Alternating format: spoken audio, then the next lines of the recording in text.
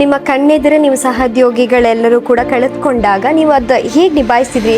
ದುರದೃಷ್ಟವಂತ ನಾನು ಸರ್ವಿಸಲ್ಲಿ ಇರಬೇಕಾದ್ರೆ ತಂದೆ ತಾಯಿನ ಕಳ್ಕೊಂಡ್ಬಿಟ್ಟಿದ್ದೀನಿ. ಈ ಥರ ಸ್ಥಿತಿ ಭಗವಂತ ಯಾವ ಮಕ್ಕಳಿಗೂ ಕೊಡಬಾರ್ದು. ನನಗೂ ಏನಾದರೂ ಆಗ್ಬೋದು, ನನ್ನ ಜೊತೆಗಿದ್ದವನಿಗೂ ಏನಾದರೂ ಆಗ್ಬೋದು. ಆರ್ಮಿ ಅನ್ನೋದೊಂದು ಸಂಸ್ಥೆಗಿಂತ ಒಂದು ಕುಟುಂಬ ಆಗಿರುತ್ತೆ.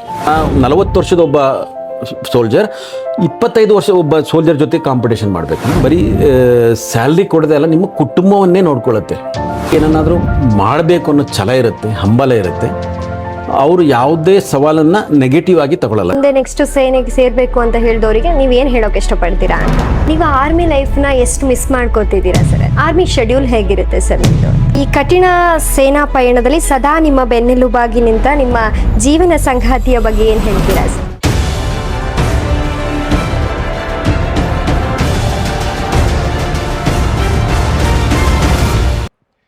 ದೇಶ ಸೇವೆಯೇ ಈಶ ಸೇವೆ ಅಂತ ಹೇಳ್ತಾರೆ.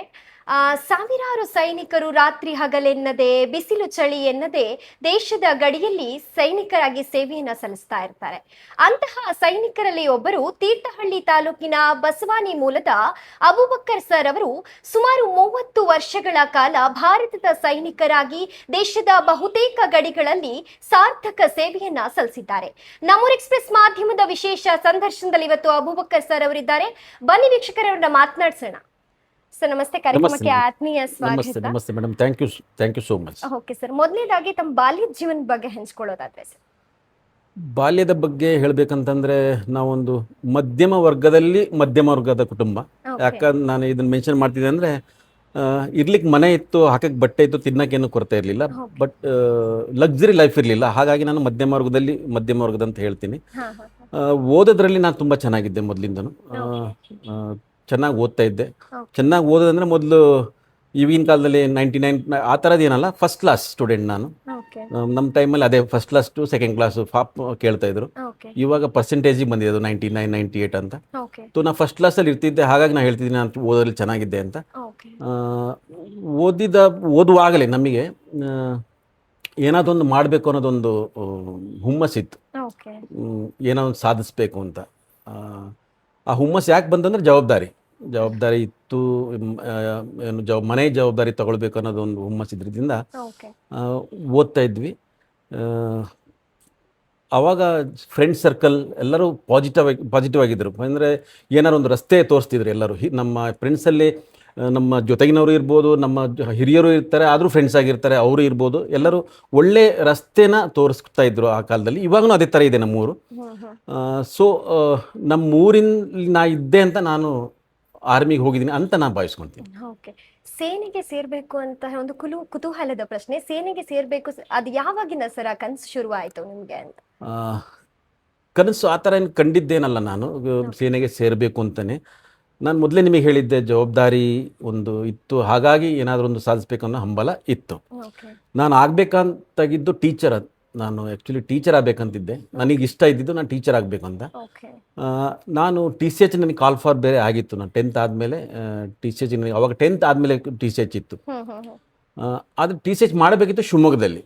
ನಮ್ಮ ಮನೇಲಿ ಒಬ್ಬನೇ ಮಗ ಆಗಿರೋದ್ರಿಂದ ಮತ್ತು ಅಲ್ಲಿ ಹೋಗಿ ಓದಿಸೋ ಅಷ್ಟು ತಾಕತ್ತು ಶಕ್ತಿ ನಮ್ಮ ತಂದೆಗೆ ಇರಲಿದ್ದರಿಂದ ನಾನು ಅದನ್ನು ಕೈಬಿಟ್ಟೆ.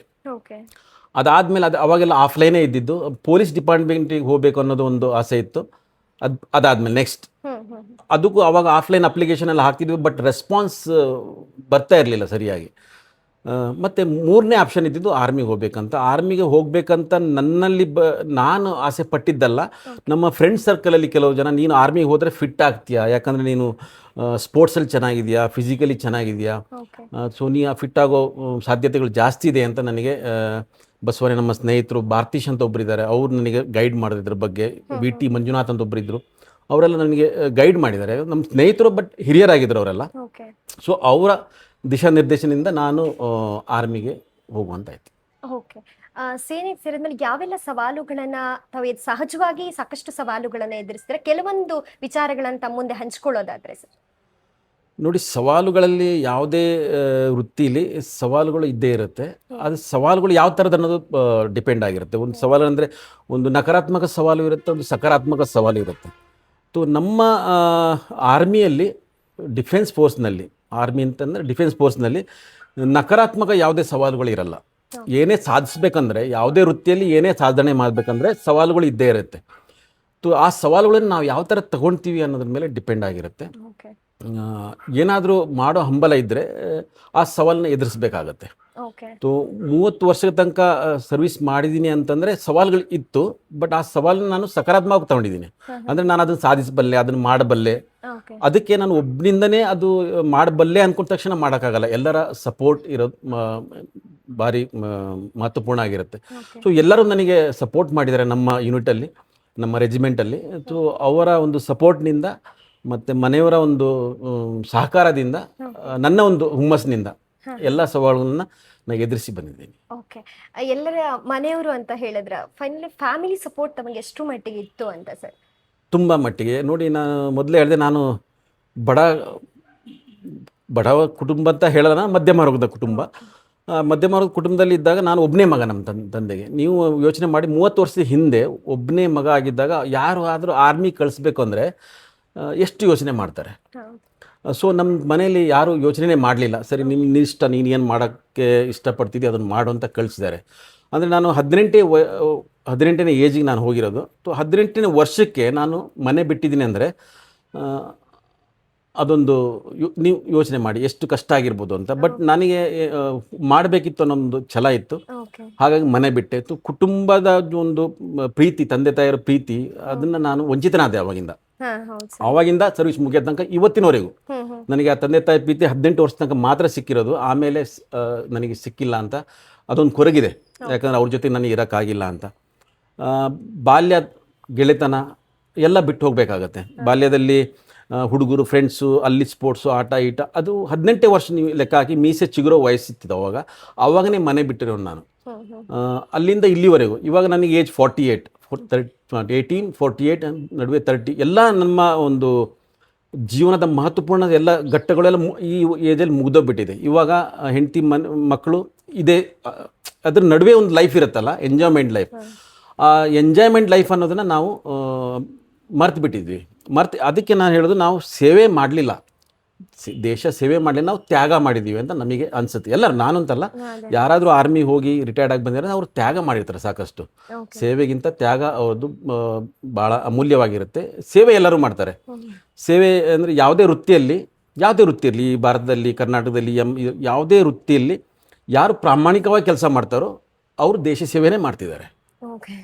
ಪ್ರಾಮಾಣಿಕವಾಗಿರಬೇಕಷ್ಟೇ. ಪ್ರಾಮಾಣಿಕವಾಗಿ ಕೆಲಸ ಮಾಡ್ತಿದ್ದಾರೆ ಅಂದರೆ ಅವ್ರು ದೇಶ ಸೇವೆನೇ ಮಾಡ್ತಿದ್ದಾರೆ. ನಾವು ಅಂತಲ್ಲ, ಆರ್ಮಿಯವರು ದೇಶ ಸೇವೆ ಮಾಡ್ತಿದ್ದಾರೆ ಅಂದರೆ ಎಲ್ಲರೂ ಮಾಡ್ತಿದ್ದಾರೆ. ಅದೊಂದು ತ್ಯಾಗ ಮಾಡಬೇಕಾಗತ್ತೆ. ಯಾಕಂದರೆ ಇಲ್ಲಿ ಒಬ್ಬ ಟೀಚರಾಗಿ ಕೆಲಸ ಮಾಡೋರು ಅವರ ತಮ್ಮ ಪರಿವಾರದ ಜೊತೆಗೆ ಇರ್ತಾರೆ, ನಮ್ಮ ಕುಟುಂಬದ ಜೊತೆಗೆ ಇರ್ತಾರೆ. ನಾವು ಕುಟುಂಬದ ಜೊತೆಗೆ ಇರೋಕ್ಕಾಗಲ್ಲ. ಅದೊಂದು ದೊಡ್ಡ ತ್ಯಾಗ ಅಂತ ನನ್ನ ಅನಿಸಿಕೆ. ಓಕೆ ಸರ್, ನೀವು ಅಷ್ಟೆಲ್ಲ ತ್ಯಾಗ ಮಾಡಿಬಿಟ್ಟು ಅಷ್ಟೆಲ್ಲ ಸರ್ವಿಸನ್ನ ಮುಗಿಸಿ ನಿಮ್ಮ ಹುಟ್ಟೂರಿಗೆ ಬಂದಾಗ ಅದೊಂದು ಸಂತಸವೇ ಬೇರೆ ಸರ್. ಆ ಅನುಭವದ ಬಗ್ಗೆ ಏನು ಹೇಳ್ತೀರಾ ಅಂತ? ನೋಡಿ, ಇಷ್ಟು ವರ್ಷ ಬಿಟ್ಟು ಊರಿಗೆ ಬಂದ ಮೇಲೆ ಎಷ್ಟು ನಾನು ಕಷ್ಟಪಟ್ಟಿದ್ನೋ ನನಗನ್ಸುತ್ತು. ನಾನು ಭಾರಿ ಕಷ್ಟಪಟ್ಟಿದ್ದೀನಿ, ಭಾರಿ ಸ್ಟ್ರಗಲ್ ಮಾಡಿದ್ದೀನಿ. 30 ವರ್ಷದ ಒಂದು ಕಷ್ಟನ, ಒಂದು ಸ್ಟ್ರಗಲ್ನ ನಾನು 3 ಗಂಟೆಲಿ ನನ್ನ ಊರು ನನಗೆ ಅದು ಮರೆಸಿಬಿಡ್ತು. ನಾನು ಮರ್ತೇ ಹೋದೆ ನಾನು ಇಷ್ಟು ಕಷ್ಟಪಟ್ಟಿದ್ದೀನಿ ಅಂತ.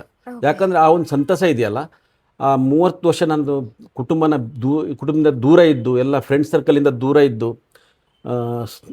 ನಮ್ಮ ಮಾಡಿದ ಕರ್ತವ್ಯಕ್ಕೆ ಊರಿಗೆ ಬಂದ ತಕ್ಷಣ ಅವರು ಕೊಟ್ಟ ಗೌರವ ನನಗೆ ಅದನ್ನೆಲ್ಲ ಮರೆಸಿಬಿಡ್ತು. ಅಷ್ಟೊಂದು ಸಂತೋಷ. ನಾನು 30 ವರ್ಷ ಸರ್ವಿಸ್ ಮಾಡಿದ್ದಕ್ಕಿಂತ ಅಲ್ಲಿ ಪಟ್ಟ ಸಂತೋಷಕ್ಕಿಂತ ಆ ಒಂದು ದಿನದ ಸಂತೋಷ ನನಗೆ ಭಾರಿ ಖುಷಿ ಕೊಟ್ಟಿದೆ. ಓಕೆ, ಆ ಮೆಡಲ್ಸ್ಗಳ ಬಗ್ಗೆ ಎಕ್ಸ್ಪ್ಲೈನ್ ಮಾಡ್ಬೋದಾ ಸರ್? ಅಷ್ಟು ಮೆಡಲ್ಸ್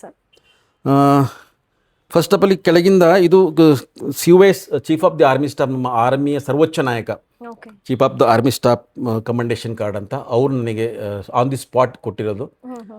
ಮೆಡಲ್ಸ್ ಅಂದ ತಕ್ಷಣ ನಿಮಗೆಲ್ಲ ಗೊತ್ತೇ ಇದೆ, ಮೆಡಲ್ಸ್ ಅಂದರೆ ಯಾರು ಒಳ್ಳೆ ಕೆಲಸ ಮಾಡ್ತಾರೋ ಅವ್ರ ಫೀಲ್ಡಲ್ಲಿ ಅವ್ರನ್ನ ಒಂದು ಸನ್ಮಾನ ಮಾಡೋಕ್ಕೋಸ್ಕರ ಕೊಡ್ತಾರೆ. ಎರಡನೇದು ಇದು ರಷ್ಯಾದಲ್ಲಿ ಸಿಕ್ಕಿದ್ದು ನನಗೆ. ರಷ್ಯನ್ ಫೆಡರೇಷನ್, ರಷ್ಯಾದ ಡಿಫೆನ್ಸ್ ಮಿನಿಸ್ಟರ್ ಇದ್ದಾರಲ್ಲ ಅವ್ರು ಕೊಟ್ಟಿರೋದು ಮೆಡಲ್ ಇದು. ಈ ಮೆಡಲ್ ಯಾಕೆ ಕೊಟ್ಟರು ಅಂದರೆ, ನನಗೆ ನಮ್ಮದು ಒಂದು ಕಂಟಿಜೆಂಟ್ ರಷ್ಯಾಗೆ ಟ್ರೈನಿಂಗ್ ಹೋಗಿತ್ತು, ಆರ್ಮಿ ಕಂಟಿಜೆಂಟಲ್ಲಿ ಎಲ್ಲ ದಳಗಳು ಕೂಡಿಯಾಗಿ ಹೋಗಿದ್ದು. ಅಂದರೆ ಅದರಲ್ಲಿ ಆರ್ಟಿಲರಿ ಇತ್ತು, ಆರ್ಮರ್ಡ್ ಇತ್ತು, ಮ್ಯಾಕ್ ಇನ್ಫೆಂಟ್ರಿ ಇತ್ತು, ಹ್ಮ್ ಹ್ಮ್ ಇನ್ಫೆಂಟ್ರಿ ಎಲ್ಲ ಸೇರಿ ನಾವು ಟ್ರೈನಿಂಗ್ಗೆ ಹೋಗಿದ್ವಿ ಆರ್ಮಿ ಜೊತೆ ಜಾಯಿಂಟ್ ಎಕ್ಸರ್ಸೈಸ್ ಟ್ರೈನಿಂಗ್ಗೆ.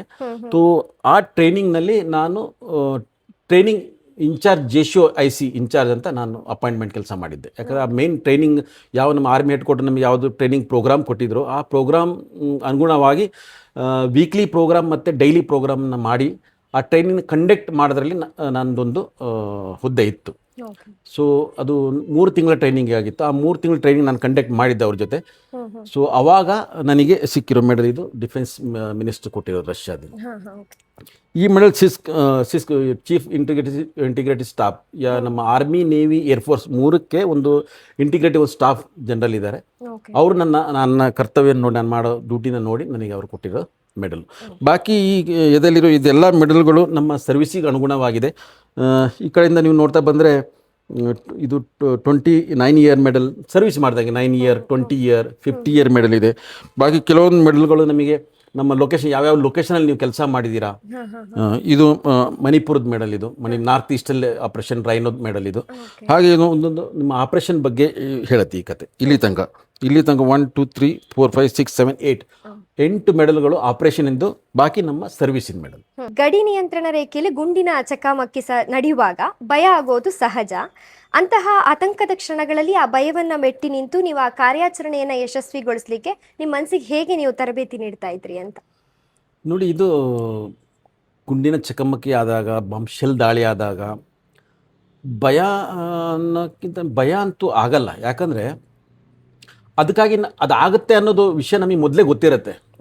ನೀವು ಇಲ್ಲಿ ಕೂತಿದ್ದೀರಾ, ಭೂಕಂಪ ಏರಿಯಲ್ಲಿ ನೀವಿದ್ದರೆ ಭೂಕಂಪ ಆಗುತ್ತೆ ಅನ್ನೋದು ವಿಷಯ ನಿಮಗೆ ಮೊದಲೇ ಗೊತ್ತಿರುತ್ತೆ. ಅಂದರೆ ನೀವು ಅದೇ ಥರ ಟ್ರೈನಿಂಗ್ ಮೊದಲೇ ತೊಗೊಂಡಿರ್ತೀರ.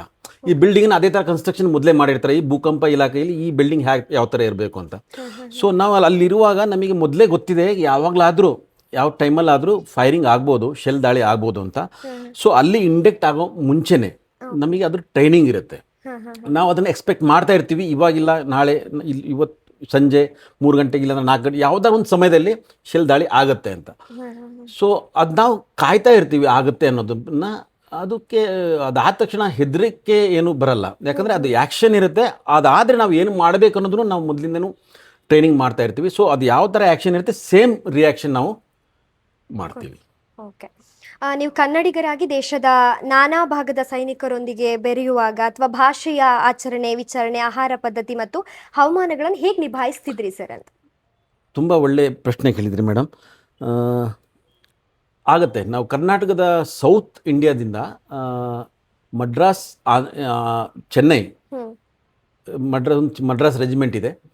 ಅದರಲ್ಲಿ ಆಂಧ್ರ, ಕೇರಳ, ತಮಿಳುನಾಡು, ಕರ್ನಾಟಕದ ಜನ ಇದ್ದಾರೆ. ನಾನು ಕೆಲಸ ಮಾಡಿರೋದು ಮರಾಠ ರೆಜಿಮೆಂಟಲ್ಲಿ. ಮರಾಠ ರೆಜಿಮೆಂಟಲ್ಲೂ ಈ ಸ್ಟೇಟಿನ ಜನ ಇದ್ದಾರೆ, ಬಟ್ ಕಡಿಮೆ ಇದ್ದಾರೆ. ನಮಗೆ ಜಾಸ್ತಿ ಒಡನಾಟ ಇರೋದು ಮಹಾರಾಷ್ಟ್ರದ ಜನತೆ ಜೊತೆಗೆ. ಮಹಾರಾಷ್ಟ್ರದ ಕಲೀಗ್ಸ್ ನಮ್ಮ ಜೊತೆ ಇದ್ದಿದ್ದು.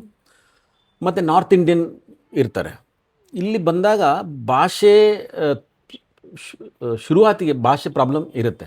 ಯಾಕಂದರೆ ಅಲ್ಲಿ ನಮ್ಮ ಜಾಸ್ತಿ ಮಾತು ಬಳಸೋದು ನಾವು ಹಿಂದಿ ನಾವು ಟ್ರೈನಿಂಗ್ ಪೀರಿಯಡ್ನಲ್ಲೇ ನಾವು 6 ತಿಂಗಳಲ್ಲೇ ಆ ಹಿಂದಿ ನಾವು ಪರ್ಫೆಕ್ಟ್ ಆಗಿರುತ್ತೆ.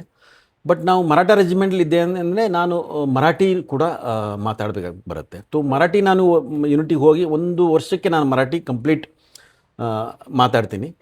ಅನ್ಸಲ ನಾನು ಮರಾಠಿ ಮಾತಾಡಿದ್ರೆ ಅನ್ಸಲ ಮಹಾರಾಷ್ಟ್ರದವನ ಕರ್ನಾಟಕದವನ ಅಂತ ಕನ್ಫ್ಯೂಸ್ ಆಗುತ್ತೆ. ಬಾಕಿ ಬೇರೆ ಬೇರೆ ಕಡೆ ಪೋಸ್ಟಿಂಗ್ ಮಾಡಿದಾಗ ಕೆಲವು ಆಂಧ್ರದ ಜನ ಇರ್ತಾರೆ, ಕೆಲವರು ತಮಿಳ್ನಾಡವ್ರು ಇದ್ದಾರೆ, ಕೆಲವರು ಕೇರಳದವ್ರು ಇದ್ದಾರೆ. ಇವ್ರ ಜೊತೆಗೆಲ್ಲ ನಾವು ಕೆಲಸ ಮಾಡಿರೋದ್ರಿಂದ ನಾನು ಇವಾಗ ಭಾರತದ ಸೌತ್ ಇಂಡಿಯನ್ ಲ್ಯಾಂಗ್ವೇಜಲ್ಲಿ ನಾನು ಕನ್ನಡ ಮಾತಾಡಬಲ್ಲೆ ನಿರ್ಗಳವಾಗಿ, ತಮಿಳ್ ಮಾತಾಡ್ತೀನಿ, ತೆಲುಗು ಮಾತಾಡ್ತೀನಿ, ಮಲಯಾಳಂ ಮಾತಾಡ್ತೀನಿ, ಮರಾಠಿ ಮಾತಾಡ್ತೀನಿ. ಅಂದರೆ ಸೌತ್ ಇಂಡಿಯನ್ ಲ್ಯಾಂಗ್ವೇಜ್ ಎಷ್ಟಿದೆ ಎಲ್ಲ ಲ್ಯಾಂಗ್ವೇಜನ್ನು ಮಾತನಾಡಲು ಈ 30 ವರ್ಷದಲ್ಲಿ ಕಲ್ತಿದ್ದೀನಿ. ಯಾಕಂದರೆ ಅವ್ರ ಜೊತೆಗೆ ಇದ್ದು. ಇದು ಬಿಟ್ಟು ಮತ್ತೆ ಪಂಜಾಬಿ ಇದೆ, ಗುಜರಾತಿ ಇದೆ. ಇದೆಲ್ಲ ನಮಗೆ ಅರ್ಥ ಆಗೋ ಲ್ಯಾಂಗ್ವೇಜ್. ಅಂದರೆ ಅರ್ಥ ಆಗುತ್ತೆ, ಇದು ಮಾತಾಡೋಕ್ಕೆ ಬರಲ್ಲ. ನಾವು ಬೆಂಗಾಲಿ ಇದೆ, ಇವೆಲ್ಲ ಲ್ಯಾಂಗ್ವೇಜ್ ನಮಗೆ ಅರ್ಥ ಆಗುತ್ತೆ, ಬಟ್ ರೆಸ್ಪಾಂಡ್ ಮಾಡೋಕ್ಕೆ ಬರಲ್ಲ. ಬಾಕಿ ಸೌತ್ ಇಂಡಿಯಾದ ಯಾವುದೇ ಲ್ಯಾಂಗ್ವೇಜ್ ಆದರೂ ನಾವು ಮಾತಾಡ್ತೀವಿ. ಯಾಕಂದರೆ ಭಾಷೆಯನ್ನು ಕಲಿಬೇಕಾಗತ್ತೆ. ಭಾಷೆ ಒಂದಿನ 2 ದಿನ ನಿಮ್ಮ ಅವ್ರ ಜೊತೆ ಮಾತಾಡ್ತಿದ್ರೆ ಕೆಲವೊಂದು ಬಾಡಿ ಲ್ಯಾಂಗ್ವೇಜಿಂದ ಶುರು ಮಾಡ್ತೀವಿ, ಆಮೇಲೆ ಅದು ಮಾತಲ್ಲಿ ಸ್ಟಾರ್ಟ್ ಆಗಿ ಮಾತು ಪರ್ಫೆಕ್ಟ್ ಆಗುತ್ತೆ. ಅದು ಬಿಟ್ಟು ಫುಡ್ ನಾವು ಯಾವ ಥರ ಫುಡ್ ಸ್ಟಾರ್ಟಿಂಗ್ ಯೂಸ್ ಮಾಡ್ತೀವಿ, ಅದು ಎಲ್ಲಿ ಹೋದ್ರೆ ನಮಗೆ ಅದೇ ಫುಡ್ ಸಿಗುತ್ತೆ. ಭಾರತೀಯ ಸೇನೆ ಒಂದು ಆ ಥರ ಸಂಸ್ಥೆ ನಿಮಗೆ ಯಾವತ್ತೂ ಮನೆ ಊಟ ಮಿಸ್ ಮಾಡೋಕ್ಕೆ ಅದು ಬಿಡಲ್ಲ. ಮನೇಲಿ ಯಾವ ಥರ ನೀವು ಊಟ ಮಾಡ್ತೀರೋ ಸೇಮ್. ನಾವು ಸೌತ್ ಇಂಡಿಯನ್ ಅವರಿಗೆ ಸೌತ್ ಇಂಡಿಯನ್ ಫುಡ್ಡೇ ಸಿಗುತ್ತೆ, ನಾರ್ತ್ ಇಂಡಿಯನ್ ಅವರಿಗೆ ನಾರ್ತ್ ಇಂಡಿಯನ್ ಫುಡ್ಡೇ ಸಿಗುತ್ತೆ. Okay okay depend upon situation, ಯಾವ ಪರಿಸ್ಥಿತಿಲಿ ನೀವು ಇದ್ದೀರಾ ಅಂತ. ಈಗ ವಾರ್ ಪರಿಸ್ಥಿತಿಲಿ ಆಪ್ರೇಷನಲ್ಲಿ ಇದ್ದೀರಾ ಅಂದರೆ ನಿಮಗೆ ರೆಡಿ ಟು ಇಟ್ ಫುಡ್ಡು ಸಿಗುತ್ತೆ. ನೀವು CI ಗ್ಲೇಷಿಯರಲ್ಲಿ ಇದ್ದೀರಾ ಅಂದರೆ ಅಲ್ಲಿ ನಿಮಗೆ ಯಾವುದು ಫ್ರೆಶ್ ಏನೂ ಸಿಗಲ್ಲ ನಿಮಗೆ. ಯಾವುದಂದರೆ ತರಕಾರಿಗಳು, ಈ ಅನ್ನ ತಿನ್ನಬೇಕಂದ್ರೆ ನಿಮಗೆ ಫ್ರೆಶ್ ಅನ್ನ ಸಿಗಲ್ಲ, ಎಲ್ಲ ರೆಡಿ ಟು ಇಟ್ ಇರುತ್ತೆ. ಅದು ಹೊರಗಡೆಯಿಂದ ಇಂಪಾರ್ಟೆಂಟ್ ಮಾಡಿರೋ ಕಂಪ್ನಿ, ಒಳ್ಳೊಳ್ಳೆ ಬ್ರಾಂಡೆಡ್ ಕಂಪ್ನಿಯಿಂದ ಬರೋ ಫುಡ್ ಇರುತ್ತೆ. ಊಟ ಇದರಲ್ಲಿ ಏನು ಕಷ್ಟ ಇದುವರೆಗೂ ನಂಗೆ ಅನಿಸಿಲ್ಲ, ಯಾರಿಗೂ ಅನಿಸೋದು ಇಲ್ಲ ಅಂತ ನನ್ನ ಭಾವನೆ.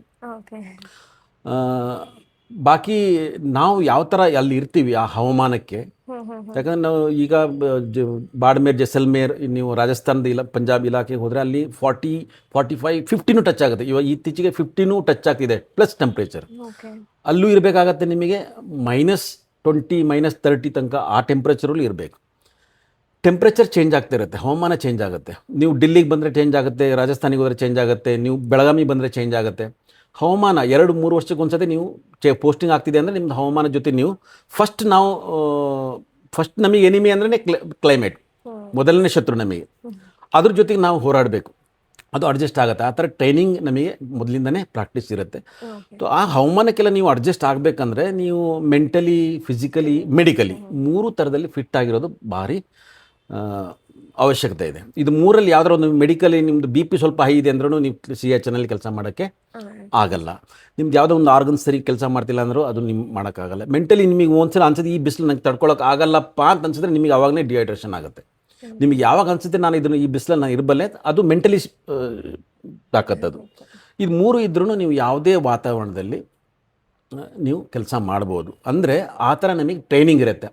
ಪೀಪಲ್, ನಾರ್ಮಲ್ ಪೀಪಲ್, ಸಿವಿಲಿಯನ್ಸ್ ಈ ಥರ ಇರೋಕ್ಕಾಗಲ್ಲ. ಯಾಕೆ ಆಗಲ್ಲ ಅಂದರೆ ಅವ್ರಿಗೆ ಟ್ರೈನಿಂಗ್ ಇರಲ್ಲ.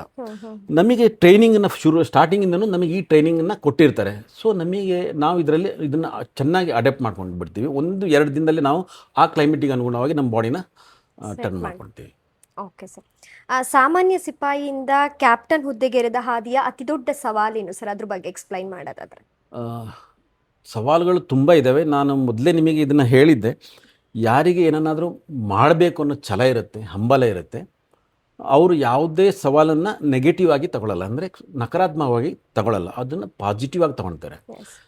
ಇದ್ರ ನಡುವೆ ನನಗೆ ಅದು ಮುಂದೆ ಹೋಗ್ಬೇಕಂದ್ರೆ ನಿಮಗೆ ಗೊತ್ತಿದ್ದಂಗೆ ಎಲ್ಲ ವೃತ್ತಿಯಲ್ಲೂ ನೀವು ಮೇಲುಗಡೆ ಪ್ರಮೋಷನ್ ತೊಗೊಂಡು ಮೇಲಿನ ಹುದ್ದೆಗೆ ಹೋಗ್ಬೇಕಂದ್ರೆ ನೀವು ಎಕ್ಸಾಮ್ ಬರಿಬೇಕಾಗತ್ತೆ, ಅದನ್ನು ಪಾಸ್ ಮಾಡಬೇಕಾಗತ್ತೆ, ಇಂಟರ್ನಲ್ ಪಾಸ್ ಆಗಬೇಕಾಗತ್ತೆ, ಕೆಲವೊಂದು ಟೆಸ್ಟ್ ಇರ್ತವೆ, ಕೆಲವೊಂದು ಕ್ಯಾರಿಟೇರಿಯಾ ಇರ್ತಾರೆ, ಅದನ್ನೆಲ್ಲ ನೀವು ಪಾಸ್ ಮಾಡಿದ್ರೇ ನಿಮಗೆ ಮೇಲಿನ ಪ್ರಮೋಷನ್. ಸೊ ಇದರಲ್ಲಿ ದೊಡ್ಡ ಸವಾಲನ್ನು ನನಗೆ ಇದು ಎಲ್ಲದಕ್ಕೂ ಮೇನ್ ನಿಮ್ಮ ಫಿಸಿಕಲ್ ಸ್ಟ್ಯಾಂಡರ್ಡನ್ನು ನೀವು ಒಂದೇ ಲೆವೆಲಲ್ಲಿ ಇಟ್ಕೊಬೇಕು. ನಾವು ಯಾವಾಗ 18 ವರ್ಷದಾಗ ಇದ್ದಾಗ ಯಾವ ಸ್ಟ್ಯಾಂಡರ್ಡ್ ಇತ್ತು ಅದೇ ಸ್ಟ್ಯಾಂಡರ್ಡನ್ನು ನಾವು ಮೇಂಟೈನ್ ಮಾಡ್ಕೊಂಡು ಹೋಗಬೇಕಾಗತ್ತೆ. ಸೊ ಅದಕ್ಕೆ ಸ್ವಲ್ಪ ಜಾಸ್ತಿ ಎಫರ್ಟ್ ಆಗಬೇಕಾಗತ್ತೆ. ಯಾಕಂದರೆ 40 ವರ್ಷದ ಒಬ್ಬ ಸೋಲ್ಜರ್ 25 ವರ್ಷ ಒಬ್ಬ ಸೋಲ್ಜರ್ ಜೊತೆ ಕಾಂಪಿಟೇಷನ್ ಮಾಡಬೇಕಂದ್ರೆ ವರ್ಷದ ಅಂತರ ಇದೆ, ಆದರೆ ಸ್ಟ್ಯಾಂಡರ್ಡಿಗೆ ಅಂತರ ಇಲ್ಲ.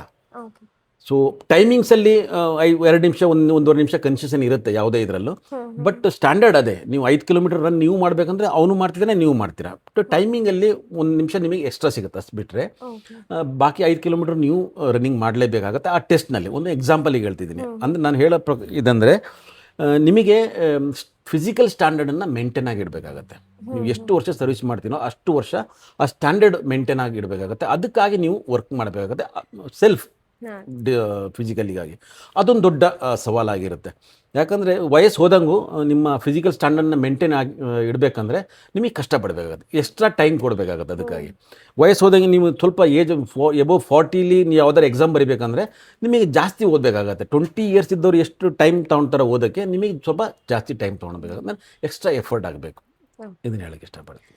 ಭಾರತೀಯ ಸೇನೆ ಇಂದು ವಿಶ್ವದಲ್ಲಿ 4ನೇ 5ನೇ ಸ್ಥಾನದಲ್ಲಿದೆ. ಇಂದಿನ ಹೊಸ ಪೀಳಿಗೆ ಸೇನೆಯಲ್ಲಿ ಆಗಿರುವಂತಹ ಪ್ರಮುಖ ಬದಲಾವಣೆಗಳ ಬಗ್ಗೆ ಹೇಳೋದಾದ್ರೆ? ನೋಡಿ ಮೇಡಮ್, ಫಸ್ಟಿಗೆ ನಾವು ಹೋದಾಗ ಬ್ಯಾಟಲ್ ಫೀಲ್ಡ್ ವಾರ್ ಜಾಸ್ತಿ ಪ್ರಾಮುಖ್ಯತೆ ಇತ್ತು. ದಿನ ಕಳೆದಂಗೆ ಸೈನ್ಸ್ ಮತ್ತು ಟೆಕ್ನಾಲಜಿ ಇಂಪ್ರೂವ್ ಆಗ್ತಾ ಇದೆ. ಸೊ ಆರ್ಮಿಯಲ್ಲಿ ಎಕ್ವಿಪ್ಮೆಂಟ್ಗಳು ಯಾವುದೇ ಅದು ಆಯುಧ ಆಗಿರ್ಬೋದು, ಇನ್ಸ್ಟ್ರೂಮೆಂಟ್ ಆಗಿರ್ಬೋದು, ಎಲ್ಲ ಹೊಸ ಟೆಕ್ನಾಲಜಿ ಬರ್ತಾಯಿದೆ. ಫಸ್ಟಿಗೆ ಇದು ಹೊರಗಡೆ ದೇಶದಿಂದ ಆಮದು ಮಾಡ್ಕೊತಿದ್ರು. ಇವಾಗ ಕೆಲವೊಂದು ಮೇನ್ ಎಕ್ವಿಪ್ಮೆಂಟ್ಸ್ ಇಂಡಿಯಾದಲ್ಲೇ ಪ್ರೊಡಕ್ಷನ್ ಆಗ್ತಿದೆ. ಸೊ ಯುದ್ಧ ಗೆಲ್ಲಬೇಕಾದ್ರೆ, ಯಾವುದೇ ಒಂದು ಆಪ್ರೇಷನ್ ಸಕ್ಸಸ್ ಆಗಬೇಕಾದ್ರೆ ಎಷ್ಟು ಸೋಲ್ಜರ್ ಸ್ಟ್ರಾಂಗ್ ಆಗಿರಬೇಕು, ಅದಕ್ಕಿಂತ ಜಾಸ್ತಿ ಅವರ ಯೂಸ್ ಮಾಡೋ ಎಕ್ವಿಪ್ಮೆಂಟ್ ಸ್ಟ್ರಾಂಗ್ ಆಗಿರಬೇಕು. ಸೊ ಈಗಿನ ಕಾಲದಲ್ಲಿ ಸೈನ್ಸ್ ಡೆವಲಪ್ ಆಗಿದೆ, ಟೆಕ್ನಾಲಜಿ ಹೊಸದು ಬಂದಿದೆ. ಸೊ ನಾವು ಅವಾಗ ಯೂಸ್ ಮಾಡ್ತಿರೋ ವೆಪನಿಗೂ ಇವಾಗ ಯೂಸ್ ಆಗ್ತಿರೋ ವೆಪನಿಗೂ ಡಿಫ್ರೆನ್ಸ್ ಇದೆ. ಇವಾಗ ಒಳ್ಳೆ ಕ್ವಾಲಿಟಿಯ ಆಟೋಮೆಟಿಕ್ ಗನ್ಸ್ಗಳೆಲ್ಲ ಬಂದಿದೆ. ನೈಟ್ ಇನ್ಸ್ಟ್ರೂಮೆಂಟ್, ನಾವು ಮೊದಲು ನೈಟಲ್ಲಿ ಸರ್ವೆಲೆನ್ಸ್ ಮಾಡಬೇಕಂದ್ರೆ ಆ ಥರ ಎಕ್ವಿಪ್ಮೆಂಟ್ ಇರಲಿಲ್ಲ. ಈಗಿನ ಕಾಲ ಇರೋ ಎಕ್ವಿಪ್ಮೆಂಟ್ ಆವಾಗ 30 ವರ್ಷದ ಹಿಂದೆ ಇರಲಿಲ್ಲ. ಇವಾಗ ಟೆಕ್ನಾಲಜಿ ಇಂಪ್ರೂವ್ ಆಗ್ತಿದೆ. ಟೆಕ್ನಾಲಜಿ ಇಂಪ್ರೂವ್ ಆಗ್ತಿದೆ ಅಂದರೆ ಆ ಟೆಕ್ನಾಲಜಿಯಿಂದ ಒಳ್ಳೊಳ್ಳೆ ಎಕ್ವಿಪ್ಮೆಂಟ್ಗಳು ಬರ್ತಾ ಇದೆ, ವೆಪನ್ಸ್ಗಳು ಬರ್ತಾ ಇದೆ, ಅಂದರೆ ಆರ್ಮಿ ಸ್ಟ್ರಾಂಗ್ ಆಗ್ತಿದೆ. ಈ ಕಠಿಣ ಸೇನಾ ಪಯಣದಲ್ಲಿ ಸದಾ ನಿಮ್ಮ ಬೆನ್ನೆಲುಬಾಗಿ ನಿಂತ ನಿಮ್ಮ ಜೀವನ ಸಂಗಾತಿಯ ಬಗ್ಗೆ ಏನು ಹೇಳ್ತೀರಾ ಸರ್? ಜೀವನ ಸಂಗಾತಿ ಬಗ್ಗೆ ಎಷ್ಟು ಹೇಳಿದ್ರೂ ಕಡಿಮೆ ಅಂತ ನನಗನ್ಸುತ್ತೆ. ಯಾಕಂದರೆ ಅವಳ ಒಂದು ಸಪೋರ್ಟ್ ಇರಲಿಲ್ಲ ಅಂದರೆ ನಾವು ಇಷ್ಟು ವರ್ಷ ಸರ್ವಿಸ್ ಮಾಡೋಕ್ಕಾಗ್ತಿರ್ಲಿಲ್ಲ ಸೇನೆಯಲ್ಲಿ. ಯಾವಾಗಲೂ ನಾವು ಮನೆಗೆ ಬರಬೇಕಾಗಿತ್ತು. ಅವಳು ನನಗೆ ತುಂಬ 100% ಸಪೋರ್ಟಿವ್ ಆಗಿ ಕೆಲಸ ಮಾಡಿದ್ದಾಳೆ. ನಮ್ಮ ತಂದೆ ತಾಯಿನ ಚೆನ್ನಾಗಿ ನೋಡ್ಕೊಂಡಿದ್ದಾಳೆ, ಮನೇನ ಚೆನ್ನಾಗಿ ಇಟ್ಕೊಂಡಿದ್ದಾಳೆ, ಮಗನನ್ನು ಚೆನ್ನಾಗಿ ಓದಿಸಿದ್ದಾಳೆ. ಒಂದು ನೋಡಿ ಯೋಚನೆ ಮಾಡಿ, ಒಂದು ಸಿಂಗಲ್ ಮದರ್ ಪೇರೆಂಟ್ ಯಾವ ಥರ ಅವ್ರು ಕಷ್ಟಪಡಬೇಕು. ಯಾಕಂದರೆ ಪೇರೆಂಟ್ ಮೀಟಿಂಗ್ ಹೋಗಬೇಕು, ಬ್ಯಾಂಕಲ್ಲಿ ಕೆಲಸ ಇದ್ದರೆ ಅವಳೇ ಹೋಗಬೇಕು, ಪೋಸ್ಟ್ ಆಫೀಸಲ್ಲಿ ಕೆಲಸ ಇದ್ದರೆ ಅವಳೇ ಹೋಗಬೇಕು, ಸಿಂಗಲ್ಲಾಗಿ ಟ್ರಾವೆಲ್ ಮಾಡಬೇಕು ಬಸ್ನಲ್ಲಿ, ಸಿಂಗಲ್ಲಾಗಿ ಟ್ರೈನಲ್ಲಿ ಟ್ರಾವೆಲ್ ಮಾಡಿದ್ದಾಳೆ, ಸಿಂಗಲ್ಲಾಗಿ ಫ್ಲೈಟ್ನಲ್ಲಿ ಟ್ರಾವೆಲ್ ಮಾಡಿದ್ದಾಳೆ. ಸೊ ಕಷ್ಟ ಅನಿಸುತ್ತೆ. ಕೆಲವೊಂದು ಸರಿ ಫೋನ್ ಮಾಡಿದಾಗ ನಾವು ನಾಟ್ ರೀಚಬಲ್ ಆಗಿರ್ತೀವಿ, ಮ್ಯಾಕ್ಸಿಮಮ್ ನಾಟ್ ರೀಚಬಲ್ ಆಗಿರ್ತೀವಿ. ಆಫೀಸ್ ಟೈಮಲ್ಲಿ ವರ್ಕಲ್ಲಿ ಫೋನ್ ಅಟೆಂಡ್ ಮಾಡೋಂಗಿರಲ್ಲ, ಆಪ್ರೇಷನ್ ಟೈಮಲ್ಲಿ ಫೋನ್ ಅಟೆಂಡ್ ಮಾಡೋಂಗಿರಲ್ಲ. ಮೊಬೈಲ್ ಬಂದಿರೋದು ಇವಾಗ 2005ಇಂದ. ಅದಕ್ಕಿಂತ ಮುಂಚೆ ಯಾವ ಥರ ಇತ್ತು, ಫೋನ್ ಇರಲಿಲ್ಲ, ISD ಬೂತು STD ಮಾಡಬೇಕಾಗಿತ್ತು, ಕಮ್ಯುನಿಕೇಷನ್ ಅಷ್ಟು ಇರಲಿಲ್ಲ. ಇವಾಗ ನಾವು ಡೈಲಿ ವಿಡಿಯೋ ಕಾಲ್ ಮಾಡಿ 3 ಸತಿ ಮಾತಾಡ್ಬೋದು. ಮೊದಲು ಆ ಥರ ಟೆಕ್ನಾಲಜಿ ಇರಲಿಲ್ಲ. ಮೊದಲು ನಾವು ಫಸ್ಟ್ ಸ್ಟಾರ್ಟಿಂಗ್ ಹೋದಾಗ STDನೂ ಇರಲಿಲ್ಲ. ಅವಾಗ ಲೆಟ್ರ್ ಬರೀತಿದ್ವಿ ನಾವು, ಇನ್ಲೈನ್ ಲೆಟ್ರು. ನೀವು ಗೊತ್ತಿದ್ದಂಗೆ ಫಸ್ಟಿಗೆ ಒಂದು 15 ಪೈಸೆಗೆ ಒಂದು ಯೆಲ್ಲೋ ಕಲರ್ ಒಂದು ಕಾರ್ಡ್ ಸಿಗ್ತಿತ್ತು, ಅದರಿಂದ ಸ್ಟಾರ್ಟ್. ಆಮೇಲೆ ನಮಗೆ ಒಂದು ಬ್ಲೂ ಕಲರಿಂದ ಒಂದು ಇನ್ನೇನು ಲೆಟರ್ ಸಿಗ್ತಿತ್ತು. ಅದನ್ನ ಪತ್ರ ಬರೆಯೋದ್ರಲ್ಲಿ ಅಂದರೆ ಪತ್ರ ನಾನು ಫಸ್ಟ್ ಪೋಸ್ಟಿಂಗ್ ನಂದಿದ್ದು ಮಣಿಪುರದಲ್ಲಿ. ಮಣಿಪುರದಿಂದ ನಾರ್ತ್ ಈಸ್ಟಿಂದ ಒಂದು ಲೆಟ್ರ್ ಇಲ್ಲಿ ಮನೆಗೆ ಬರಬೇಕಂದ್ರೆ ಕನಿಷ್ಠ ಅಂದರೆ 15 ದಿನ ಬೇಕು.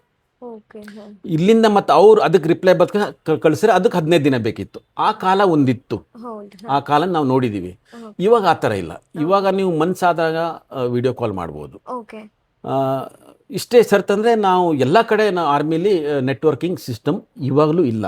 ಕೆಲವೊಂದು ಕಡೆ LCಲಿ IBಲಿ ನೆಟ್ವರ್ಕಿಂಗ್ ಇರಲ್ಲ. ಕೌಂಟರ್ ಇನ್ಸಿಡೆನ್ಸಿ ಆಪ್ರೇಷನಲ್ಲಿ ನೆಟ್ವರ್ಕಿಂಗ್ ಇರಲ್ಲ. ನೆಟ್ವರ್ಕ್ ಇಲ್ಲ ಅಂದರೆ ನಿಮಗೆ ಮಾತಾಡೋಕ್ಕಾಗಲ್ಲ. ಇವಾಗಲೂ ನಾವು ಆರ್ಮಿಲಿ ಇದೀವಿ ಅಂತ ಫೀಲ್ಡ್ ಏರಿಯಾದಲ್ಲಿ ನೀವು ಡೈಲಿ ಮಾತಾಡ್ತೀವಿ, ವಿಡಿಯೋ ಕಾಲ್ ಆಗುತ್ತೆ ಅಂತಲೂ ನಾನು ಹೇಳಲ್ಲ. ಇಷ್ಟು ಟೆಕ್ನಾಲಜಿ ಮುಂದೆ ಆದ್ರೂ ಕೆಲವೊಂದು ದಿನ, 1-2 ದಿನ ಬಿಟ್ಟು 3 ದಿನ ಬಿಟ್ಟು ನಾವು ಮಾತಾಡ್ಬೋದು. ಲೆಟರ್ ಬರೀತಿದ್ರ ಅಂತ ಹೇಳಿದ್ರಲ್ಲ ಸರ್, ಲೆಟರ್ ನೆಕ್ಸ್ಟ್ ಯಾವ ಥರ ನೀವು ಇದು ಮಾಡ್ತಿದ್ರೆ ಲೆಟರ್ ಹೋಗಿ ಆದಮೇಲೆ? ಲೆಟರ್ ಮೊದಲು ಒಂದು ಟೈಮಲ್ಲಿ ಲೆಟರ್ ನಡೀತಿತ್ತು. ಆಮೇಲೆ ISD ಕಾಯಿನ್ ಬೂತ್ ಒಂದು ಸ್ಟಾರ್ಟ್ ಆಯಿತು, ಕಾಯಿನ್ ಹಾಕಿ ಮಾತಾಡೋದು. ಆಮೇಲೆ STD ಕಾಲ್ ಬಂತು. ಆಮೇಲೆ ಡೈಲಿಂಗ್ ನಂಬರಿಂದ STD ಮೊದಲು ತಿರುಗಿಸೋದಿತ್ತು, ಆಮೇಲೆ ಡೈಲಿಂಗ್ ಮಾಡ್ತಿದ್ವಿ. ಆ ಡೈಲಿಂಗ್ ನಂಬರ್ದು STD ಕಾಲ್ ಬಂತು. ಸೊ ಅದು STD ಕಾಲ್ ಎಲ್ಲರಿಗೂ ಯಾವ ಟೈಮ್ ಅವೈಲೇಬಲ್ ಇರ್ತಿರ್ಲಿಲ್ಲ. ಒಂದು 300 ಜನ ಇದ್ದರೆ ಅಲ್ಲಿ ಒಂದು ಬೂತ್ ಇರ್ತಿತ್ತು. ಆ ಒಂದು ಬೂತಿಗೆ ಎಷ್ಟು ಯಾವಾಗ ಹೋದರೆ ಬ್ಯುಸಿ ಇರುತ್ತೆ, ಲೈನ್ ಕ್ಯೂಲ್ ಇರ್ತಾರೆ, ಯಾವಾಗಲೂ ನಮಗೆ ಸಿಗ್ತಿರ್ಲಿಲ್ಲ. ಒಂದ್ಸತಿ ನಾವು ಇವತ್ತು ಮಾತಾಡಬೇಕು ಅಂತ ಹೋದ್ರೂ ಅವತ್ತಿನ ದಿನ ಮಾತಾಡೋಕ್ಕೆ ಆಗ್ತಿರ್ಲಿಲ್ಲ. ಕಾರಣ ಬ್ಯುಸಿ, ಕ್ಯೂನಲ್ಲಿ ನಿಲ್ಬೇಕಾಗತ್ತೆ. ಆ ಕ್ಯೂನಲ್ಲಿ ನಿಂತರೆ ನಮ್ಮ ಟೈಮ್ ವೇಸ್ಟ್ ಆಗುತ್ತೆ, ನಮ್ಮ ಕೆಲಸ ನಾವು ಮಾಡೋಕ್ಕಾಗಲ್ಲ. ಸೊ ಒಂದೊಂದು ದಿನ ಅದನ್ನು ಅವಾಯ್ಡ್ ಮಾಡಿ, ಇವತ್ತಲ್ಲಿ ನಾಳೆ ಮಾತಾಡೋಣ, ಈ ಥರ. ಏನೇ ಕೆಲಸ ಮಾಡಬೇಕಂದ್ರೂ ಕೂಡ ಪೇರೆಂಟ್ಸು ಮತ್ತು ನಿಮ್ಮ ವೈಫ್ ಸಪೋರ್ಟ್ ಬೇಕಾಗತ್ತೆ. ಯಾವತ್ತಾದರೂ ಹೇಳಿದ್ದಿದೆಯಾ ಸರ್, ನಂಗೆ ತುಂಬ ಕಷ್ಟ ಆಗ್ತಾ ಇದೆ, ಇಲ್ಲಿ ನಿಭಾಯಿಸೋಕ್ಕೆ ನಂಗೆ ಪಾಸಿಬಲ್ ಇಲ್ಲ ಅಂತ ಯಾವತ್ತಾದರೂ ಹೇಳಿದ್ದಿದೆಯಾ ಅಂತ? ಇಲ್ಲ, ನಾನು ಹೇಳಿದ್ದ ಎಲ್ಲ ಅಲ್ಲ, ಮನೆಯವ್ರು ಹೇಳಿದ್ದಿದ್ಯಾ ಅಂತ, ಕಷ್ಟ ಆಗ್ತಿದೆ ನನಗೆ? ಅದಕ್ಕೆ ನಾನು ಹೇಳಿದ್ದು, ನಾ ಎಷ್ಟು ಅವ್ರಿಗೆ ಥ್ಯಾಂಕ್ಸ್ ಹೇಳಿದ್ರು ಕಡಿಮೆನೆ ಅಂತ.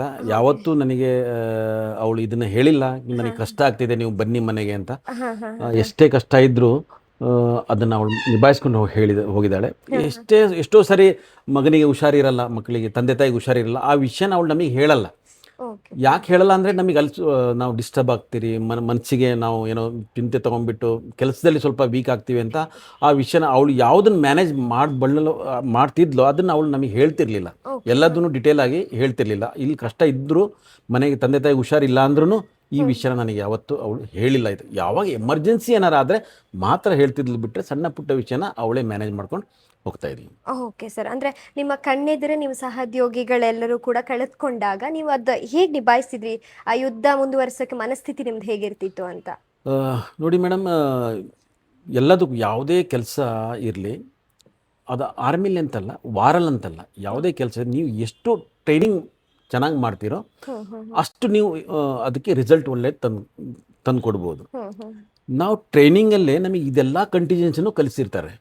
ಟ್ರೈನಿಂಗಲ್ಲೇ ನಾವು ಫಸ್ಟ್ ಆಫ್ ಆಲ್ ಟ್ರೈನಿಂಗ್, ನಾನು ಅಕಸ್ಮಾತ್ ಓನ್ ಇಂಜೂರ್ಡ್ ಆದರೆ ನನಗೆ ನಾನು ಯಾವ ಥರ ಫಸ್ಟ್ ಏಡ್ ಮಾಡ್ಕೊಬೇಕು ಅಂತ ಅದನ್ನು ನಾವು ಟ್ರೈನಿಂಗಲ್ಲೇ ಕಲಿಸಿರ್ತಾರೆ. ನನ್ನ ಯಾರು ಬಡ್ಡಿ ಅಂದರೆ ನನ್ನ ಜೊತೆಗಿನವ್ರು ಯಾರು ಇಂಜೂರ್ಡ್ ಆದರೆ ಅವ್ರನ್ನ ಯಾವ ಥರ ನಾವು ಫಸ್ಟ್ ಏಡ್ ಮಾಡ್ತೀವಿ ಮಾಡಬೇಕು. ಅಕಸ್ಮಾತ್ ಇನ್ ಕೇಸ್ ಡೆತ್ ಕೇಸೇ ಆದರೆ ಅದನ್ನು ಯಾವ ಥರ ನಿಭಾಯಿಸಬೇಕು, ಇದನ್ನೆಲ್ಲ ನಮಗೆ ಟ್ರೈನಿಂಗ್ನಲ್ಲೇ ಎಲ್ಲ ಟ್ರೈನ್ ಮಾಡಿರ್ತಾರೆ. ಸೊ ನಮಗೆ ಎಲ್ಲ ಕಂಟಿಜೆನ್ಸಿನೂ ಟ್ರೈನಿಂಗಲ್ಲಿ ಕೊಟ್ಟಿರ್ತಾರೆ. ಈ ಥರ ಆದರೆ ನೀವೇ ಇಂಜೂರ್ಡ್ ಆದರೆ, ನಿಮ್ಮ ಜೊತೆಗಿನವರು ಇಂಜೂರ್ಡ್ ಆದರೆ, ನಿಮ್ಮ ಜೊತೆಗಿನವರು ಡೆತ್ ಆದರೆ, ಇದನ್ನೆಲ್ಲ ನಮಗೆ ಟ್ರೈನಿಂಗ್ನಲ್ಲೇ ಕಂಟಿಜೆನ್ಸಿ ಹಾಕಿ ಟ್ರೈನಿಂಗ್ ಕೊಟ್ಟಿರ್ತಾರೆ. ಸೊ ನಮಗೆ ಮೊದಲಿಂದನೂ ಇದು ಅಭ್ಯಾಸ ಆಗಿರುತ್ತೆ. ನಾವು ಒಂದು ಆಪ್ರೇಷನ್ಗೆ ಹೋಗಿದ್ದೀವಿ ಅಂದರೆ ನಮಗೆ ಎಕ್ಸ್ಪೆಕ್ಟೇಷನ್ ಇರುತ್ತೆ ಕಿ ನನಗೂ ಏನಾದರೂ ಆಗ್ಬೋದು, ನನ್ನ ಜೊತೆಗಿದ್ದವನಿಗೂ ಏನಾದರೂ ಆಗ್ಬೋದು. ಏನಾದ್ರು ಆದ್ರೂ ನಮ್ಮ ಏನಿದೆ ಅದನ್ನು ನಾವು ಮೊದಲು ಅಚೀವ್ ಮಾಡ್ಕೊಬೇಕು. ನಮ್ಮ ಟಾರ್ಗೆಟ್ ಏನಿದೆ ಅದನ್ನು ನಾವು ಮೊದಲು ಅಚೀವ್ ಮಾಡ್ಕೊಬೇಕು. ನಂತರಕ್ಕೆ ಬಿಟ್ಟಿದ್ದು ಬೇರೆ ಎಲ್ಲ ಮನಸ್ಸಿಗೆ ಬೇಜಾರಾಗುತ್ತೆ. ಹೌದು, ಆ ಟೈಮಲ್ಲಿ ನನಗೆ ಆಗಿದೆ ಅಂತ ನಾನು ಕೂತ್ಕೊಳ್ಳೋಕ್ಕಾಗಲ್ಲ. ನಾನು ಆಪ್ರೇಷನ್ ಲೀಡ್ ಮಾಡಬೇಕಾಗತ್ತೆ, ಇಲ್ಲ ಆಪ್ರೇಷನಲ್ಲಿ ಮುಂದುವರಿಬೇಕಾಗತ್ತೆ. ಅದನ್ನು ಮುಂದುವರಿಸಿ ಅದನ್ನು ಮುಗಿಸಿನೇ ನಂತರ ನಾವು ಯೋಚನೆ ಮಾಡಬೇಕಾಗತ್ತೆ. ಈ ಥರ ಆಯ್ತಲ್ಲ ಅಂತ. ಈ ಥರ ಆಯ್ತಲ್ಲ ಅಂದರು ಅವ್ನು ನನ್ನ ಬಡ್ಡಿನ ಇಂಜೂರ್ಡ್ ಆದ ಅನ್ನೋದು ಯಾಕೆ ಆದ, ಅದ್ರಲ್ಲಿ ಯಾರು ತಪ್ಪಿದೆ ಅದನ್ನು ನಾವು ಒಂದು ಲೆಸನ್ ಲರ್ನ್ಟಾಗಿ ತಗೊಳ್ತೀವಿ. ಬೈ ಚಾನ್ಸ್ ಅವನಿಗೆ ಒಂದು ಬುಲೆಟ್ ಒಂದು ತಾಕೊಂಡೋಯ್ತು, ಇಲ್ಲ ಒಂದು ಸ್ಪ್ಲಿಂಟರ್ ತಾಕ್ತು, ಅದು ಯಾಕೆ ತಾಕ್ತು, ಅದು ಇಂಡಿವಿಜುವಲ್ ಏನು ತಪ್ಪು ಮಾಡಿದ್ದ, ಅವನು ಯಾಕೆ ಕವರ್ ತಗೊಂಡಿಲ್ಲ, ಅದನ್ನು ನಾವು ಮುಂದಿನ ಆಪ್ರೇಷನ್ಗೆ ಲೆಸನ್ ಲರ್ನ್ಟಾಗಿ ತಗೊಳ್ತೀವಿ. ಯಾಕಂದರೆ ಮುಂದೆ ಈ ಥರ ಯಾರಿಗೂ ಆಗಬಾರ್ದು ಅನ್ನೋದನ್ನು. ಓಕೆ ಸರ್, ಅಂದರೆ ಮುಂದೆ ನೆಕ್ಸ್ಟ್ ಸೇನೆಗೆ ಸೇರಬೇಕು ಅಂತ ಹೇಳಿದವರಿಗೆ ನೀವು ಏನು ಹೇಳೋಕೆ ಇಷ್ಟಪಡ್ತೀರಾ ಅಂತ? ನೋಡಿ, ವೃತ್ತಿ ಮಾಡೋದಕ್ಕೆ, ಜೀವನ ಮಾಡೋದಕ್ಕೆ ತುಂಬ ಸಂಸ್ಥೆಗಳಿದ್ದಾವೆ. ಅದು ಒಂದು ಸಂಸ್ಥೆ, ಸ್ಟೇಟ್ ಗೌರ್ಮೆಂಟಲ್ಲಿರ್ಬೋದು, ಸೆಂಟ್ರಲ್ ಗೌರ್ಮೆಂಟಲ್ಲಿರ್ಬೋದು, ತುಂಬ ಫೀಲ್ಡ್ಗಳಿದ್ದಾವೆ. ಡಾಕ್ಟ್ರ್ ಆಗ್ಬೋದು, ಲಾಯರ್ ಆಗ್ಬೋದು, ಇಂಜಿನಿಯರ್ ಆಗ್ಬೋದು, ಯಾವುದೇ ಫೀಲ್ಡಿಗೆ ಹೋದರೂ ಅವರು ವೃತ್ತಿ ಮಾಡಿ ಜೀವನ ನಡೆಸ್ಬೋದು. ಅದೊಂದು ಸಂಸ್ಥೆ ಆಗಿರುತ್ತೆ. ಆದರೆ ಆರ್ಮಿ ಅನ್ನೋದೊಂದು ಸಂಸ್ಥೆಗಿಂತ ಒಂದು ಕುಟುಂಬ ಆಗಿರುತ್ತೆ. ಇಲ್ಲಿ ಒಂದು ಸತಿ ಜಾಯ್ನ್ ಆಗಿ ಹೋದ ಅಂದರೆ ಆಮೇಲೆ ಆರ್ಮಿ ಅನ್ನೋದು ನಿಮ್ಮ ಕೈ ಹಿಡಿದು ನಡೆಸುತ್ತೆ. ಆರ್ಮಿ ನಿಮಗೆ ಬರೀ ಸ್ಯಾಲ್ರಿ ಕೊಡೋದೇ ಅಲ್ಲ, ನಿಮ್ಮ ಕುಟುಂಬವನ್ನೇ ನೋಡ್ಕೊಳ್ಳುತ್ತೆ. ನನಗೆ ಏನಾದಾದರೆ ನಮ್ಮ ಕುಟುಂಬನ ನೋಡ್ಕೊಳ್ಳೋ ಜವಾಬ್ದಾರಿ ನಮ್ಮ ಆರ್ಮಿದಾಗಿರುತ್ತೆ. ಆರ್ಮಿಯಲ್ಲಿ ಫ್ಯಾಮಿಲಿಯೇಷನ್ ಇರುತ್ತೆ, ಅಂದರೆ ನಮ್ಮ ಒಂದೇ ಪರಿವಾರ, ಒಂದೇ ಕುಟುಂಬದವರು ಅನ್ನೋ ಭಾವನೆ ಇರುತ್ತೆ. ತೋ ನನ್ನ ಅಭಿಪ್ರಾಯ, ಯಾವುದೇ ವೃತ್ತಿಲಿ ಹೋಗ್ಬೋದು, ಆದರೆ ಆರ್ಮಿಯಲ್ಲಿ ಕುಟುಂಬದ ಒಂದು ಭಾವನೆ ಬರುತ್ತೆ. ನಾವು ಇದ್ರೂ ಇಲ್ದಿದ್ರೂ ನಮ್ಮ ಪರಿವಾರವನ್ನು ಗೌರ್ಮೆಂಟ್ ನೋಡ್ಕೊಳ್ಳುತ್ತನ್ನ ಒಂದು ನಂಬಿಕೆ ಎಲ್ಲರಿಗೂ ಇದೆ, ನನಗೂ ಇದೆ, ಎಲ್ಲರಿಗೂ ಇದೆ, ಆರ್ಮಿಯಲ್ಲಿರೋರಿಗೆಲ್ಲ ಇದೆ. ಸೊ ಪರಿವಾರ ಭಾವನೆ ಅಲ್ಲಿದೆ. ಎರಡನೇದಾಗಿ ಒಳ್ಳೆ ಒಂದು ಬೇಸ್ ಸಿಗುತ್ತೆ. ಅಂದರೆ ನಿಮ್ಮನ್ನು ಒಂದು ಒಳ್ಳೆ ಸ್ಟ್ರಕ್ಚರಲ್ಲಿ ಇಟ್ಟಿರುತ್ತೆ ಆರ್ಮಿ. ಸ್ಟ್ರಕ್ಚರ್ ಅಂದರೆ ನಿಮ್ಮದು ಒಂದು ಮೆಡಿಕಲಿ ಆಗಿರ್ಬೋದು, ಫಿಸಿಕಲಿ ಆಗಿರ್ಬೋದು, ಮೆಂಟಲಿ ಫುಲ್ ಟ್ರೈನ್ ಮಾಡಿ ಚೆನ್ನಾಗಿ ನಿಮ್ಮನ್ನು ನೋಡ್ಕೊಳ್ಳುತ್ತೆ. ನೀವು ಏನು ಮಾಡಬೇಕಂದ್ರೆ ನಿಮ್ಮದು ಯಾವ ಡಿಪಾರ್ಟ್ಮೆಂಟ್ ಇದೆಯೋ, ನಿಮ್ಮ ಯಾವ್ದು ವರ್ಕ್ ಇದೆಯೋ, ನಿಮ್ಮದು ಯಾವುದು ಜಾಬ್ ಇದೆಯೋ ಅದನ್ನು ನೀವು ಪ್ರಾಂಪ್ಟಾಗಿ ಮಾಡಬೇಕಾಗತ್ತೆ. ಈಗ ನಮ್ಮ ಆರ್ಮಿ ಕೆಲಸದಲ್ಲಿ ಪ್ರಾಮಾಣಿಕತೆಯಿಂದ ಸರಿದ್ರೆ ಆ ಕೆಲಸ ಮಾಡೋಕ್ಕೆ ಆಗಲ್ಲ. ಒಂದು ಲೈಫ್ ಸೆಕ್ಯೂರ್ ಇದೆ ಇದರಲ್ಲಿ. ಆರ್ಮಿಲಿ ಅದೆಷ್ಟೇ ವರ್ಷ ಸರ್ವಿಸ್ ಮಾಡಿ ಬರಲಿ, ಮಿನಿಮಮ್ 17 ಇಯರ್ಸ್ ಅಂತಾರೆ. ಇವಾಗ ಅಗ್ನಿವೀರ್ಸ್ಗಳು ಹೋಗ್ತಾ ಇದ್ದಾರೆ, 4 ಇಯರ್ಸ್. ಎಲ್ಲೇ ಹೋದ್ರೂ ನಿಮಗೆ ಒಂದು ನೆಲೆ ಅನ್ನೋದು ಅದು ಆರ್ಮಿ ಕೊಡುತ್ತೆ. ನಿಮ್ಮ ಕುಟುಂಬವನ್ನು ನಡೆಸಲಿಕ್ಕೆ, ನಿಮ್ಮ ಮಕ್ಕಳನ್ನ ವಿದ್ಯಾಭ್ಯಾಸಕ್ಕೆ, ನಿಮ್ಮ ಒಂದು ಮೆಡಿಕಲ್ ಎಕ್ಸ್ಪೆನ್ಸಿಗೆ ಎಲ್ಲದಕ್ಕೂ ಆರ್ಮಿನೇ ಜವಾಬ್ದಾರಿ ಆಗಿರುತ್ತೆ. ನಾವು ಯಾವುದೇ ಥರದ ಮೆಡಿಕಲ್ ಕ್ಲೈಮ್ ಆದರೂ ನಮಗೆ ಆರ್ಮಿಯಿಂದನೇ ಪಾಸ್ ಆಗುತ್ತೆ. ನಾವೇನು ಒಂದು ಜ್ವರ ಬಂದ್ರೂ ಒಂದು ಡಾಕ್ಟ್ರಿಗೆ ನಾವು ಫೀಸ್ ಕೊಟ್ಟು ಟ್ಯಾಬ್ಲೆಟ್ ತೊಗೊಳ್ಳೋ ಅವಶ್ಯಕತೆ ಇಲ್ಲ. ನಮ್ಮನ್ನು ಇವಾಗೂ ಮೊದಲು ರಿಟೈರ್ಡ್ ಆಗಿ ಬಂದ ಮೇಲೂ ನಮ್ಮನ್ನು ಆರ್ಮಿ ನೋಡ್ಕೊಳ್ಳುತ್ತೆ. ಸೊ ಈ ಥರ ಒಂದು ಸಂಸ್ಥೆ ಬೇರೆ ಆರ್ಮಿಲಿ ಬಿಟ್ಟರೆ, ಡಿಫೆನ್ಸ್ ಫೋರ್ಸಲ್ಲಿ ಬಿಟ್ಟರೆ ಬೇರೆ ಎಲ್ಲೂ ಇಲ್ಲ ಅಂತ ನನ್ನ ಭಾವನೆ. ಯಾಕಂದರೆ ಇಲ್ಲಿ ಒಂದು ಸತಿ ನೀವು ಜಾಯಿನ್ ಆಗಿಬಿಟ್ರೆ ಕೊನೆ ತನಕ, ನೀವು ಇರೋ ತನಕ ನಿಮ್ಮನ್ನು ಅದು ಚೆನ್ನಾಗಿ ನೋಡ್ಕೊಳ್ಳುತ್ತೆ. ಅಂದರೆ ಯಾವುದೇ ವಿಷಯಕ್ಕೆ, ನಿಮ್ಮ ಮಕ್ಕಳ ಎಜುಕೇಷನಿಗಾದರೂ ಒಳ್ಳೆ ಸ್ಕಾಲರ್ಶಿಪ್ ಇದೆ, CETಗೆ ಹೋಗಲಿ, ನೀಟಿಗೆ ಹೋಗಲಿ, ಅಲ್ಲೂ ನಮಗೆ ವೇಕೆನ್ಸಿಗಳಿದ್ದಾವೆ. ನಮ್ಮ ಎಕ್ಸ್ ಸರ್ವಿಸ್ಮೆನ್ ಮಕ್ಕಳಿಗೂ ಕೆಲವು ಎಲ್ಲ ಡಿಪಾರ್ಟ್ಮೆಂಟಲ್ಲೂ ವೇಕೆನ್ಸಿಗಳಿದ್ದಾವೆ. ರಿಟೈರ್ಡ್ ಆಗಿ ಬಂದಮೇಲೂ ನೀವು ಸೆಕೆಂಡ್ ಇನ್ನಿಂಗ್ಸ್ನಲ್ಲಿ ಜಾಬ್ ಆಪರ್ಚುನಿಟಿ ಎಲ್ಲ ಡಿಪಾರ್ಟ್ಮೆಂಟಲ್ಲೂ 10% ವೇಕೆನ್ಸಿ ಎಕ್ಸ್ ಸರ್ವಿಸ್ಮೆನ್ಗೆ ಇರುತ್ತೆ. ಷರತ್ತು ನಿಯಮ ಇಷ್ಟೇ ಅಂದರೆ ನಮಗೆ ಅದು ಕಾಂಪಿಟೇಟಿವ್ ಎಕ್ಸಾಮ್ ಪಾಸ್ ಮಾಡಬೇಕಾಗತ್ತೆ. ಆದರೆ ಎಲ್ಲರ ಜೊತೆ ನಮ್ಮ ಕಾಂಪಿಟೇಷನ್ ಇರಲ್ಲ. ಸೆಕೆಂಡ್ ಎಲ್ಲರ ಜೊತೆಗೆ ಇರಲ್ಲ. ಆರ್ಮಿಯವ್ರ ಜೊತೆಗೆ ಆರ್ಮಿಯವ್ರ ಕಾಂಪಿಟೇಷನ್ ಇರುತ್ತೆ. ನನ್ನ ಪ್ರಕಾರ ಯಾರು ಭಾಗ್ಯವಂತರು, ಯಾರಿಗೆ ಆ ಸೌಭಾಗ್ಯ ಇದೆಯೋ ಅವರಿಗೆ ಅದು ಸಿಕ್ಕೋದು. ನಾನು ಎಲ್ಲರಿಗೂ ಹೇಳೋಕ್ಕೆ ಇಷ್ಟಪಡ್ತೀನಿ, ಯಾರು ನಮ್ಮ ತೀರ್ಥಹಳ್ಳಿ ತಾಲೂಕಿನ ಕರ್ನಾಟಕದ ಜನತೆ ಎಲ್ಲ ಯುವಕರು ಆರ್ಮಿ ಜಾಯಿನ್ ಆಗಬೇಕು. ಯಾಕಂದರೆ ನಮ್ಮ ಕಡೆ, ನಮ್ಮ ಶಿವಮೊಗ್ಗ ಜಿಲ್ಲೆಯಲ್ಲಿ ತೀರ್ಥಹಳ್ಳಿ ತಾಲೂಕಲ್ಲಿ ಆರ್ಮಿ ಸೇರಿದವರು ಭಾರಿ ಕಡಿಮೆ compare to north Karnataka, Belgaum, Bijapur, Dharwad, Hubli ಅಲ್ಲಿ ಕಂಪೇರ್ ಮಾಡಿದ್ರೆ ನಾವು ಇಲ್ಲಿ ಭಾರಿ ಬೆರಳಿಗೆಷ್ಟು ಜನ ಮಾತ್ರ ಇರೋದು. ಒಂದು ತೀರ್ಥಹಳ್ಳಿ ತಾಲೂಕು 80 ಜನ ಇದ್ದಾರೆ ಅಷ್ಟೇ. ಸೊ ಹೋದರೆ ಬೆಟ್ರು, ಒಂದು ಲೈಫ್ ಸೆಕ್ಯೂರ್ ಆಗಿರುತ್ತೆ, ಲೈಫಿಗೆ ಒಂದು ಸೆಕ್ಯೂರಿಟಿ ಇರುತ್ತೆ ಅಂತ ಹೇಳಕ್ಕೆ ಇಷ್ಟಪಡ್ತೀನಿ. ಓಕೆ, ನಿಮ್ಮ ಸೇವಾ ಅವಧಿಯಲ್ಲಿ ಬಳಸುವಂಥ ಆಯುಧಗಳು ಯಾವ್ದು ಸರ್?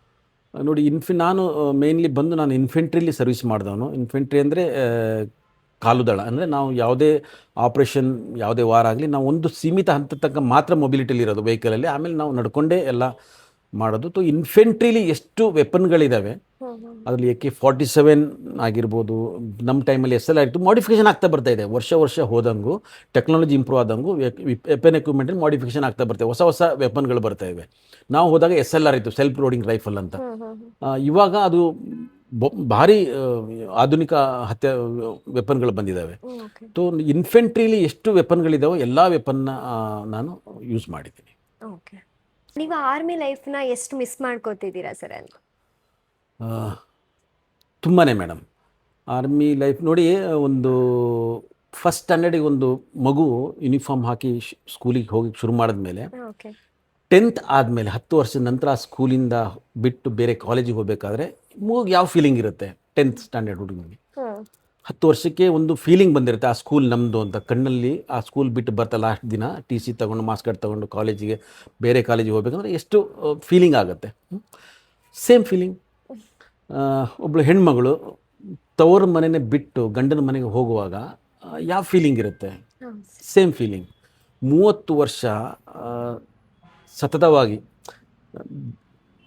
ಸರ್ವಿಸ್ ಮಾಡಿ 30 ವರ್ಷದ ನಂತರ 31st ಜುಲೈ ನಂತರ ಯೂನಿಫಾರ್ಮ್ ಹಾಕೋ ಒಂದು ಭಾಗ್ಯ ನಮಗಿಲ್ಲ.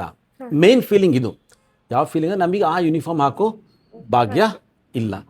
ಅದನ್ನು ಕಳ್ಕೊಂಡ್ಬಿಟ್ನಲ್ಲ ಅನ್ನೋದು ಭಾರಿ ದೊಡ್ಡ ಫೀಲಿಂಗ್. ಯಾಕಂದರೆ ಆರ್ಮಿ ಅನ್ನೋದು ನಮ್ಮ ಕುಟುಂಬ. ಆ ಕುಟುಂಬದಿಂದ ದೂರ ಆಗಿದ್ದೀನಿ ಅಂತ ಅನಿಸುತ್ತೆ, ಯಾಕಂದರೆ ನಾವು ರಿಟೈರ್ಡ್ ಆಗಿದ್ದೀವಿ. ಆದರೆ ಆರ್ಮಿಯವ್ರು ಯಾವತ್ತೂ ರಿಟೈರ್ಡ್ ಆಗಲ್ಲ. ಹೇಳಲಿಕ್ಕೆ ಏಜ್ ಆಗಿದೆ, ರಿಟೈರ್ಡ್ ಆಗಿದೆ ಅಂತ. ಯೂನಿಫಾರ್ಮ್ ಚೇಂಜ್ ಆಗುತ್ತೆ ನಮ್ಮದು. ಮತ್ತೆ ಕೆಲಸ ಅದೇನೆ. ನಾವು ಆ ಕೆಲಸ ಅವಾಗ ನಾವು IB LC ಇಟ್ಕೊಂಡು ಯಾವ ಕೆಲಸ ಅಲ್ಲಿ ಮಾಡ್ತಿದ್ವು, ಅಲ್ಲೂ ದೇಶ ಸೇವೆನೇ ಮಾಡ್ತಿದ್ವಿ, ಇಲ್ಲೂ ದೇಶ ಸೇವೆನೇ ಮಾಡ್ತೀವಿ. ಯಾಕಂದರೆ ಯಾವುದೇ ಕೆಲಸ ಮಾಡಿದ್ವು ಆ ಕೆಲಸದಿಂದ ದೇಶಕ್ಕೆ ಒಳಿತಾಗತ್ತೆ, ಸಮಾಜಕ್ಕೆ ಒಳಿತಾಗತ್ತೆ, ಅದು ದೇಶ ಸೇವೆನೇ. ಸೊ ನನ್ನ ಅಭಿಪ್ರಾಯ, ನಮ್ಮ ಯೂನಿಫಾರ್ಮ್ ಒಂದು ಬಿಚ್ಚಿಟ್ಟಿದ್ದೀನಿ, ಯೂನಿಫಾರ್ಮ್ ಚೇಂಜ್ ಆಗುತ್ತೆ, ರಿಟೈರ್ಡ್ ಇನ್ನೂ ಆಗಿಲ್ಲ.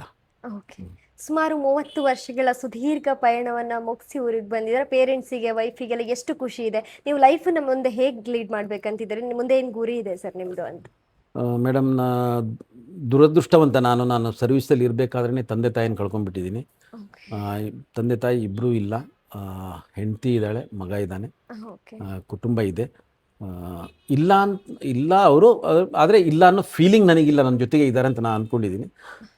ಸೆಕೆಂಡ್ ಇನ್ನಿಂಗ್ಸಿಗೆ ನೋಡಿ ಮೇಡಮ್, ಆರ್ಮಿಲಿ ಇದೇ ಒಂದು ಬೆನಿಫಿಟ್. ನಾವು ಏನು ಮಾಡಬೇಕು ಅನ್ನೋದನ್ನು ನಾವು ಯೋಚನೆ ಮಾಡೋ ಅವಶ್ಯಕತೆ ಇಲ್ಲ. ನಾವು ಏನು ಮಾಡಬೇಕು ಇನ್ನು ಸೆಕೆಂಡ್ ಇನ್ನಿಂಗ್ಸಲ್ಲಿ, ಇನ್ನು ಮುಂದೆ ಯಾವ ಥರ ನಿನ್ನ ಲೈಫ್ ಸ್ಟೈಲ್ ಇರುತ್ತೆ, ಏನು ಕೆಲಸ ಮಾಡಬೇಕು ಅನ್ನೋದನ್ನು ನನಗೆ ಯೋಚನೆ ಮಾಡೋ ಅವಶ್ಯಕತೆ ಇಲ್ಲ. ಆರ್ಮಿನೇ ಇದನ್ನು ನಮಗೆ ಸಜೆಸ್ಟ್ ಮಾಡುತ್ತೆ. ಆರ್ಮಿನೇ ನಮಗೆ ಇದನ್ನು ನೋಟಿಫಿಕೇಶನ್ ಕೊಡುತ್ತೆ, ನೀನು ಇದನ್ನು ಮಾಡಿದ್ರೆ ಆದರೆ ಮಾಡೋದು ಬಿಡೋದು ನನ್ನ ಮೇಲೆ ಬಿಟ್ಟಿರುತ್ತೆ. ನಿನಗೆ ಇದೊಂದು ಆಪ್ಷನ್ ಇದೆ. ಅವರೇ ಯಾವ್ದಾದ್ರು ಒಂದು ಜಾಬನ್ನು ನನಗೆ ನೋಟಿಫಿಕೇಶನ್ ಕೊಡ್ತಾರೆ, ನೀ ಇದು ಮಾಡಿದ್ರೆ ನಿನ್ನ ಕ್ಯಾರಿಕ್ಯುಲಮ್ಗೆ, ನಿನ್ನ ಕ್ಯಾರೆಕ್ಟರಿಗೆ ಇದು ಫಿಟ್ ಅನಿಸುತ್ತೆ, ನೀನು ಇದನ್ನು ಮಾಡ್ಬೋದು ಅಂತ. ಅದನ್ನು ಮಾಡೋದು ಬಿಡೋದು ನನ್ನ ಇಷ್ಟ. ನಾನು ಅದನ್ನು ಮಾಡಿದ್ರೆ ಓಕೆ, ನಾನು ಮಾಡಲಿಲ್ಲ ಅಂದ್ರೂ ಆರ್ಮಿನ ಏನು ಹೇಳಲ್ಲ, ನೀನು ಅದನ್ನು ಮಾಡಲೇಬೇಕು ಅಂತ ಏನು ಆರ್ಡರ್ ಇಲ್ಲ. ಬಟ್ ನಮಗೆ ಯೋಚನೆ ಮಾಡೋ ಅವಶ್ಯಕತೆ ಇಲ್ಲ. ಅದು ನಮಗೆ ಆರ್ಮಿನೇ ಕರ್ಕೊಂಡು ಹೋಗುತ್ತೆ, ನಾ ಮುಂದೆ ಏನು ಮಾಡಬೇಕು ಅನ್ನೋದು. ಸಾರಿ ಸರ್, ಕೇಳಬೇಕು ಬೇಡವಾ ಗೊತ್ತಿಲ್ಲ, ಬಟ್ ನೀವು ಸರ್ವಿಸಲ್ಲಿ ಇರಬೇಕಾದ್ರೆ ಪೇರೆಂಟ್ಸ್ನ ಕಳ್ಕೊಂಡ್ರಿ ಅಂತ ಹೇಳಿದ್ರಿ. ಅದ್ರ ಹೇಗಿತ್ತು ಸರ್? ಅದು ಯಾವ ಥರ ಇತ್ತು? ನಂಗೆ ಇಮ್ಯಾಜಿನೇಷನ್ ನೋಡಿ, ಮಾಡ್ಕೊಳ್ಳೋದು. ನಾನು ಮೊದಲೇ ನಿಮಗೆ ಹೇಳಿದ್ದೆ, ನಾನು ತಂದೆ ತಾಯಿಗೆ ಒಬ್ಬನೇ ಮಗ ಆಗಿದ್ದೆ. ಹೌದು. 2013ನಲ್ಲಿ ನಮ್ಮ ತಾಯಿ ತೀರ್ಕೊಂಡ್ರು. ಓಕೆ. ಅವ್ರು ಲಾಸ್ಟ್ ಟೈಮಲ್ಲಿ ಹಾಸ್ಪಿಟಲೇಷನ್ ಆದಾಗ ನಾನು ಅವ್ರ ಜೊತೆಗೆ ಇರಲಿಲ್ಲ. ಓಕೆ. 2017ನಲ್ಲಿ ನಮ್ಮ ತಂದೆ ತೀರ್ಕೊಂಡ್ರು. ಅವಾಗಲೂ ನಾನು ಅವ್ರ ಜೊತೆಗೆ ಇರಲಿಲ್ಲ. ನಾನು ಅವ್ರು ತೀರ್ಕೊಂಡು ಆದಮೇಲೆ ನನ್ನ ತಂದೆ ತೀರ್ಕೊಂಡಾಗ ನಾನು ಡೆಲ್ಲಿಲಿದ್ದೆ, ನಮ್ಮ ತಾಯಿ ತೀರ್ಕೊಂಡಾಗ ನಾನು ಬರೇಲಿಲಿದ್ದೆ, ಯು ಪಿಲಿ. ಓಕೆ. ಸೊ 2 ಟೈಮ್ ನಾನು ಫ್ಲೈಟಿಂದ ಬಂದೆ. ಆದರೆ ಒಂದು ದಿನ ನನಗೋಸ್ಕರ ಬಾಡಿನ ಇಟ್ಕೊಂಡು ಕಾದಿದ್ದಾರೆ. ಓಕೆ. ಇದು ನಾವು ಮಾಡಿರೋ ತ್ಯಾಗ. ಯಾಕಂದರೆ ತಂದೆ ತಾಯಿಗೆ ಹುಷಾರಿಲ್ಲ, ಸೀರಿಯಸ್ ಆಗಿದ್ದಾರೆ, ಹಾಸ್ಪಿಟಲಲ್ಲಿ ಅವ್ರ ಜೊತೆಗೆ ಇರಬೇಕು, ಆ ಭಾಗ್ಯ ನಮಗೆ ಸಿಗಲ್ಲ. ಅದು ಯಾರಿಗೆ ಸಿಗುತ್ತೋ ಅವ್ರು ಭಾಗ್ಯವಂತರು ಅಂತಲೂ ಅಲ್ಲ, ಸಿಕ್ಕಿದ ಮೇಲೆ ಚೆನ್ನಾಗಿ ಯಾರು ನೋಡ್ಕೊಳ್ತಾರೋ ಅವ್ರು ಭಾಗ್ಯವಂತರು. ಬಟ್ ಅವ್ರನ್ನ ಹಾಸ್ಪಿಟಲೈಸ್ ಆಗಿದ್ದಾಗ ಅವ್ರನ್ನ ನೋಡ್ಕೊಳ್ಳೋ ಭಾಗ್ಯ ನನಗೆ ಸಿಕ್ಕಿಲ್ಲ. ಓಕೆ. ಇದೆಲ್ಲ ಭಾಗ್ಯ ನನ್ನ ಹೆಂಡತಿಗೆ ಸಿಕ್ಕಿದೆ, ಅವಳೆಲ್ಲ ಅವ್ರನ್ನ ಚೆನ್ನಾಗಿ ನೋಡ್ಕೊಂಡಿದ್ದಾಳೆ. ಓಕೆ. ಬಟ್ ಅವ್ರು ತೀರ್ಕೊಂಡಾಗ ನಾನು ಮನೇಲಿರಲಿಲ್ಲ. ರಷ್ಯನ್ ಜೊತೆ ಜಾಯಿಂಟ್ ಟ್ರೈನಿಂಗ್ ಎಕ್ಸಸೈಸ್ ಹೋಗಕ್ಕೆ ಮುಂಚೆ ಒಂದು ಕ್ಯಾಂಪ್ ನಡೀತಿತ್ತು ಮೀರಟಲ್ಲಿ. ಆವಾಗ ನನಗೆ ಸುದ್ದಿ ಬಂತು ತಮ್ಮ ತಂದೆ ತೀರ್ಕೊಂಡ್ರು ಅಂತ. ಸೊ ಮೀರಟ್ಟಿಂದ ಡೆಲ್ಲಿಗೆ 4 ಅವರ್ ಜರ್ನಿ ಇರುತ್ತೆ, ಫ್ಲೈಟ್ ಇಲ್ಲ ಅಲ್ಲಿ. ಅಲ್ಲಿಂದ 4 ಅವರ್ ಜರ್ನಿ ಮಾಡಿ ಮೀರಟ್ಟಿಂದ ದಿಲ್ಲಿಗೆ ಬಂದೆ. ಡೆಲ್ಲಿಯಿಂದ ಫ್ಲೈಟಿಗೆ ನಾನು ಬೆಂಗಳೂರಿಗೆ ಬಂದು, ಬೆಂಗಳೂರಿಂದ ಪುನಃ ಇಲ್ಲಿಗೆ ಬರಬೇಕಾದ್ರೂ 5 ಅವರ್ ಜರ್ನಿ ಮಾಡಿ ಬಂದೆ. ಓಕೆ. ಆ ಜರ್ನಿ ಮಾಡುವಾಗ ನನಗೆ ಯಾವ ಅನುಭವ ಆಗ್ತಿತ್ತು ಅಂದರೆ, ಈ ಥರ ಕಷ್ಟ, ಈ ಥರ ಸ್ಥಿತಿ ಭಗವಂತ ಯಾವ ಮಕ್ಕಳಿಗೂ ಕೊಡಬಾರ್ದು ಅಂತ. ಬಾಕಿ ಆ ದೇವರಲ್ಲಿ ಒಂದೇ ವಿಷಾದ ನನಗೆ, ನನ್ನ ತಂದೆ ತಾಯಿಯ ಕೊನೆ ಕ್ಷಣದಲ್ಲಿ ನಾನು ಅವ್ರ ಜೊತೆಗೆ ಇರಲಿಲ್ಲ ಅನ್ನೋದು ಭಾರಿ ಒಂದು ರಿಗ್ರೆಟ್ ಇದೆ. ಅದಕ್ಕಾಗಿ ನಾನು ಯಾವಾಗಲೂ ಅನ್ಕೊತೀನಿ, ನನಗಾಗಿದ್ದನ್ನು ಇನ್ನೊಬ್ರಿಗೆ ಯಾರಿಗೂ ಈ ಥರ ಆಗಬಾರ್ದು ಅಂತ. ಬಟ್ ಅದನ್ನೆಲ್ಲ ಮುಗಿಸಿ ಮತ್ತೆ ನೀವು ಸರ್ವಿಸಿಗೆ ಹೊರಡಲೇಬೇಕು ಅನಿವಾರ್ಯ. ಅವಾಗ ಏನಿತ್ತು ಸರ್ ಫೀಲ್ ನಿಮಗೆ ಅಂತ? ಅದು ಹೇಗೆ ಆ ಕಷ್ಟ? ನೋಡಿ, ನಮ್ಮ ತಂದೆ ತೀರ್ಕೊಂಡಾಗ ನಾನು ಬಂದು 3 ದಿನ ಮನೇಲಿ ಇದ್ದಿದ್ದು, ಯಾವುದೇ ಕಾರ್ಯಕ್ಕೂ ನಾನು ಇರಲಿಲ್ಲ. ಯಾಕಂದರೆ ನನಗೆ 1 ವಾರದ ನಂತರ ರಷ್ಯಾಗೆ ನಮಗೆ ಫ್ಲೈಟ್ ಟಿಕೆಟ್ ಬುಕ್ ಆಗಿತ್ತು, ರಷ್ಯಾ ಹೋಗಬೇಕಾಗಿ ಬಂತು. ಹೋಗ್ಬೇಕಾದ್ರೆ ನಮ್ಮ ಪ್ಲ್ಯಾನ್ ಮೊದಲಿಂದನೇ ಇತ್ತು. ಸೊ ಅದರಿಂದ ನನಗೆ ಮೈನಸ್ ಮಾಡೋಕ್ಕೆ, ನಾನು ಬರಲ್ಲ ಅಂತ ಹೇಳೋಕ್ಕೆ ಆಗ್ತಿರಲಿಲ್ಲ. ಯಾಕಂದರೆ ಆ ಕಂಟಿಜೆಂಟಿಗೆ ಟ್ರೈನಿಂಗ್ ಇನ್ಚಾರ್ಜೇ ನಾನಾಗಿದ್ದೆ. ಸೊ ನಾನು ಹೋಗೋದು ಅನಿವಾರ್ಯವೇ ಆಗಿತ್ತು. ಅಕಸ್ಮಾತ್ ಈ ತಂದೆ ತೀರ್ಕೊಳ್ಳಿಲ್ಲ, ನಾನು ಹೋಗಿದ್ರು, ಅಲ್ಲಿ ರಷ್ಯಾ ಹೋದ್ಮೇಲೆ ಎಲ್ಲಾದರೂ ತೀರ್ಕೊಂಡಿದ್ರು ಅವ್ರ ಮುಖ ನೋಡೋ ಭಾಗ್ಯ ನನಗೆ ಸಿಗ್ತಿರ್ಲಿಲ್ಲ. ನನಗೆ ಭಗವಂತ ಒಂದೇ ಒಂದು ಮಾಡಿದಾನೆ, ಅದು ಹೋಗಿಂತ 1 ವಾರ ಮುಂಚೆ ತಂದೆನ ಮೇಲೆ ಕರ್ಸ್ಕೊಂಡಿದ್ದಾನೆ, ನನ್ನ ಮುಖ ತೋರಿಸಿ ಆಮೇಲೆ ನಾನು ಹೋಗಿದ್ದೀನಿ. ಯಾಕಂದರೆ ನಾನು ಹೋಗಿ 3.5 ತಿಂಗಳ ನಂತರ ನಾನು ರಷ್ಯಾದಿಂದ ವಾಪಸ್ ಬಂದೆ. ಆವಾಗ ಅವ್ರ ಸ್ಥಿತಿ ಸ್ವಲ್ಪ ಚಿಂತಾಜನಕ ಆಗಿತ್ತು. ಅವ್ರು ಹೇಳೋಕ್ಕಾಗ್ತಿರ್ಲಿಲ್ಲ, ಯಾವಾಗ ಏನು ಬೇಕಾದ್ರೂ ಆಗ್ಬೋದಿತ್ತು. ಸೊ 3ನೇ ದಿನಕ್ಕೆ ನಾನು ವಾಪಸ್ ಇಲ್ಲಿಂದ ಹೊರಡಬೇಕಾಯ್ತು. ಆ 3ನೇ ದಿನಕ್ಕೆ ಇಲ್ಲಿಂದ ಹೊರಟೆ, 6ನೇ ದಿನಕ್ಕೆ ನಾನು ಡೆಲ್ಲಿಯಿಂದ ನಾವು ಫ್ಲೈಟಿಂದ ರಷ್ಯಾಗೆ ಹೊರಟಿದ್ವಿ ನಾವು. Okay sir. ಜೊತೆಗೆ ನಿಮ್ಮದು ಫ್ರೆಂಡ್ಸ್ ಎಲ್ಲ ಏನು ಹೇಳ್ತಾರೆ ಸರ್? 30 ವರ್ಷಗಳನ್ನು ಮುಗಿಸ್ಬಿಟ್ಟು ಇವಾಗ ಬಂದಿದ್ದೀರಾ ನೀವು, ಅವಾಗಿದ್ದವರೆಲ್ಲ ಇವಾಗ ಮತ್ತೆ ಸಿಕ್ಕಿದಾಗ ಹೇಗೆ ಅನ್ಸುತ್ತೆ ಸರ್? ನೋಡಿ, ಕೆಲವೊಂದು ಫ್ರೆಂಡ್ಸ್ ನಾನು ರಜೆಗೆ ಬಂದಾಗೆಲ್ಲ ಸಿಗ್ತಿದ್ರು, ಎಲ್ಲರೂ ಸಿಗ್ತೇ ಇರಲಿಲ್ಲ ನನಗೆ ರಜೆಗೆ ಬಂದಾಗ. ಆದರೆ ಮೊನ್ನೆ ದಿನ ಆಗಸ್ಟ್ 4ನೇ ತಾರೀಕು ಫಂಕ್ಷನಲ್ಲಿ ಆಲ್ಮೋಸ್ಟ್ ಮ್ಯಾಕ್ಸಿಮಮ್ ಎಲ್ಲ ಫ್ರೆಂಡ್ಸು ಸಿಕ್ಕಿದ್ರು.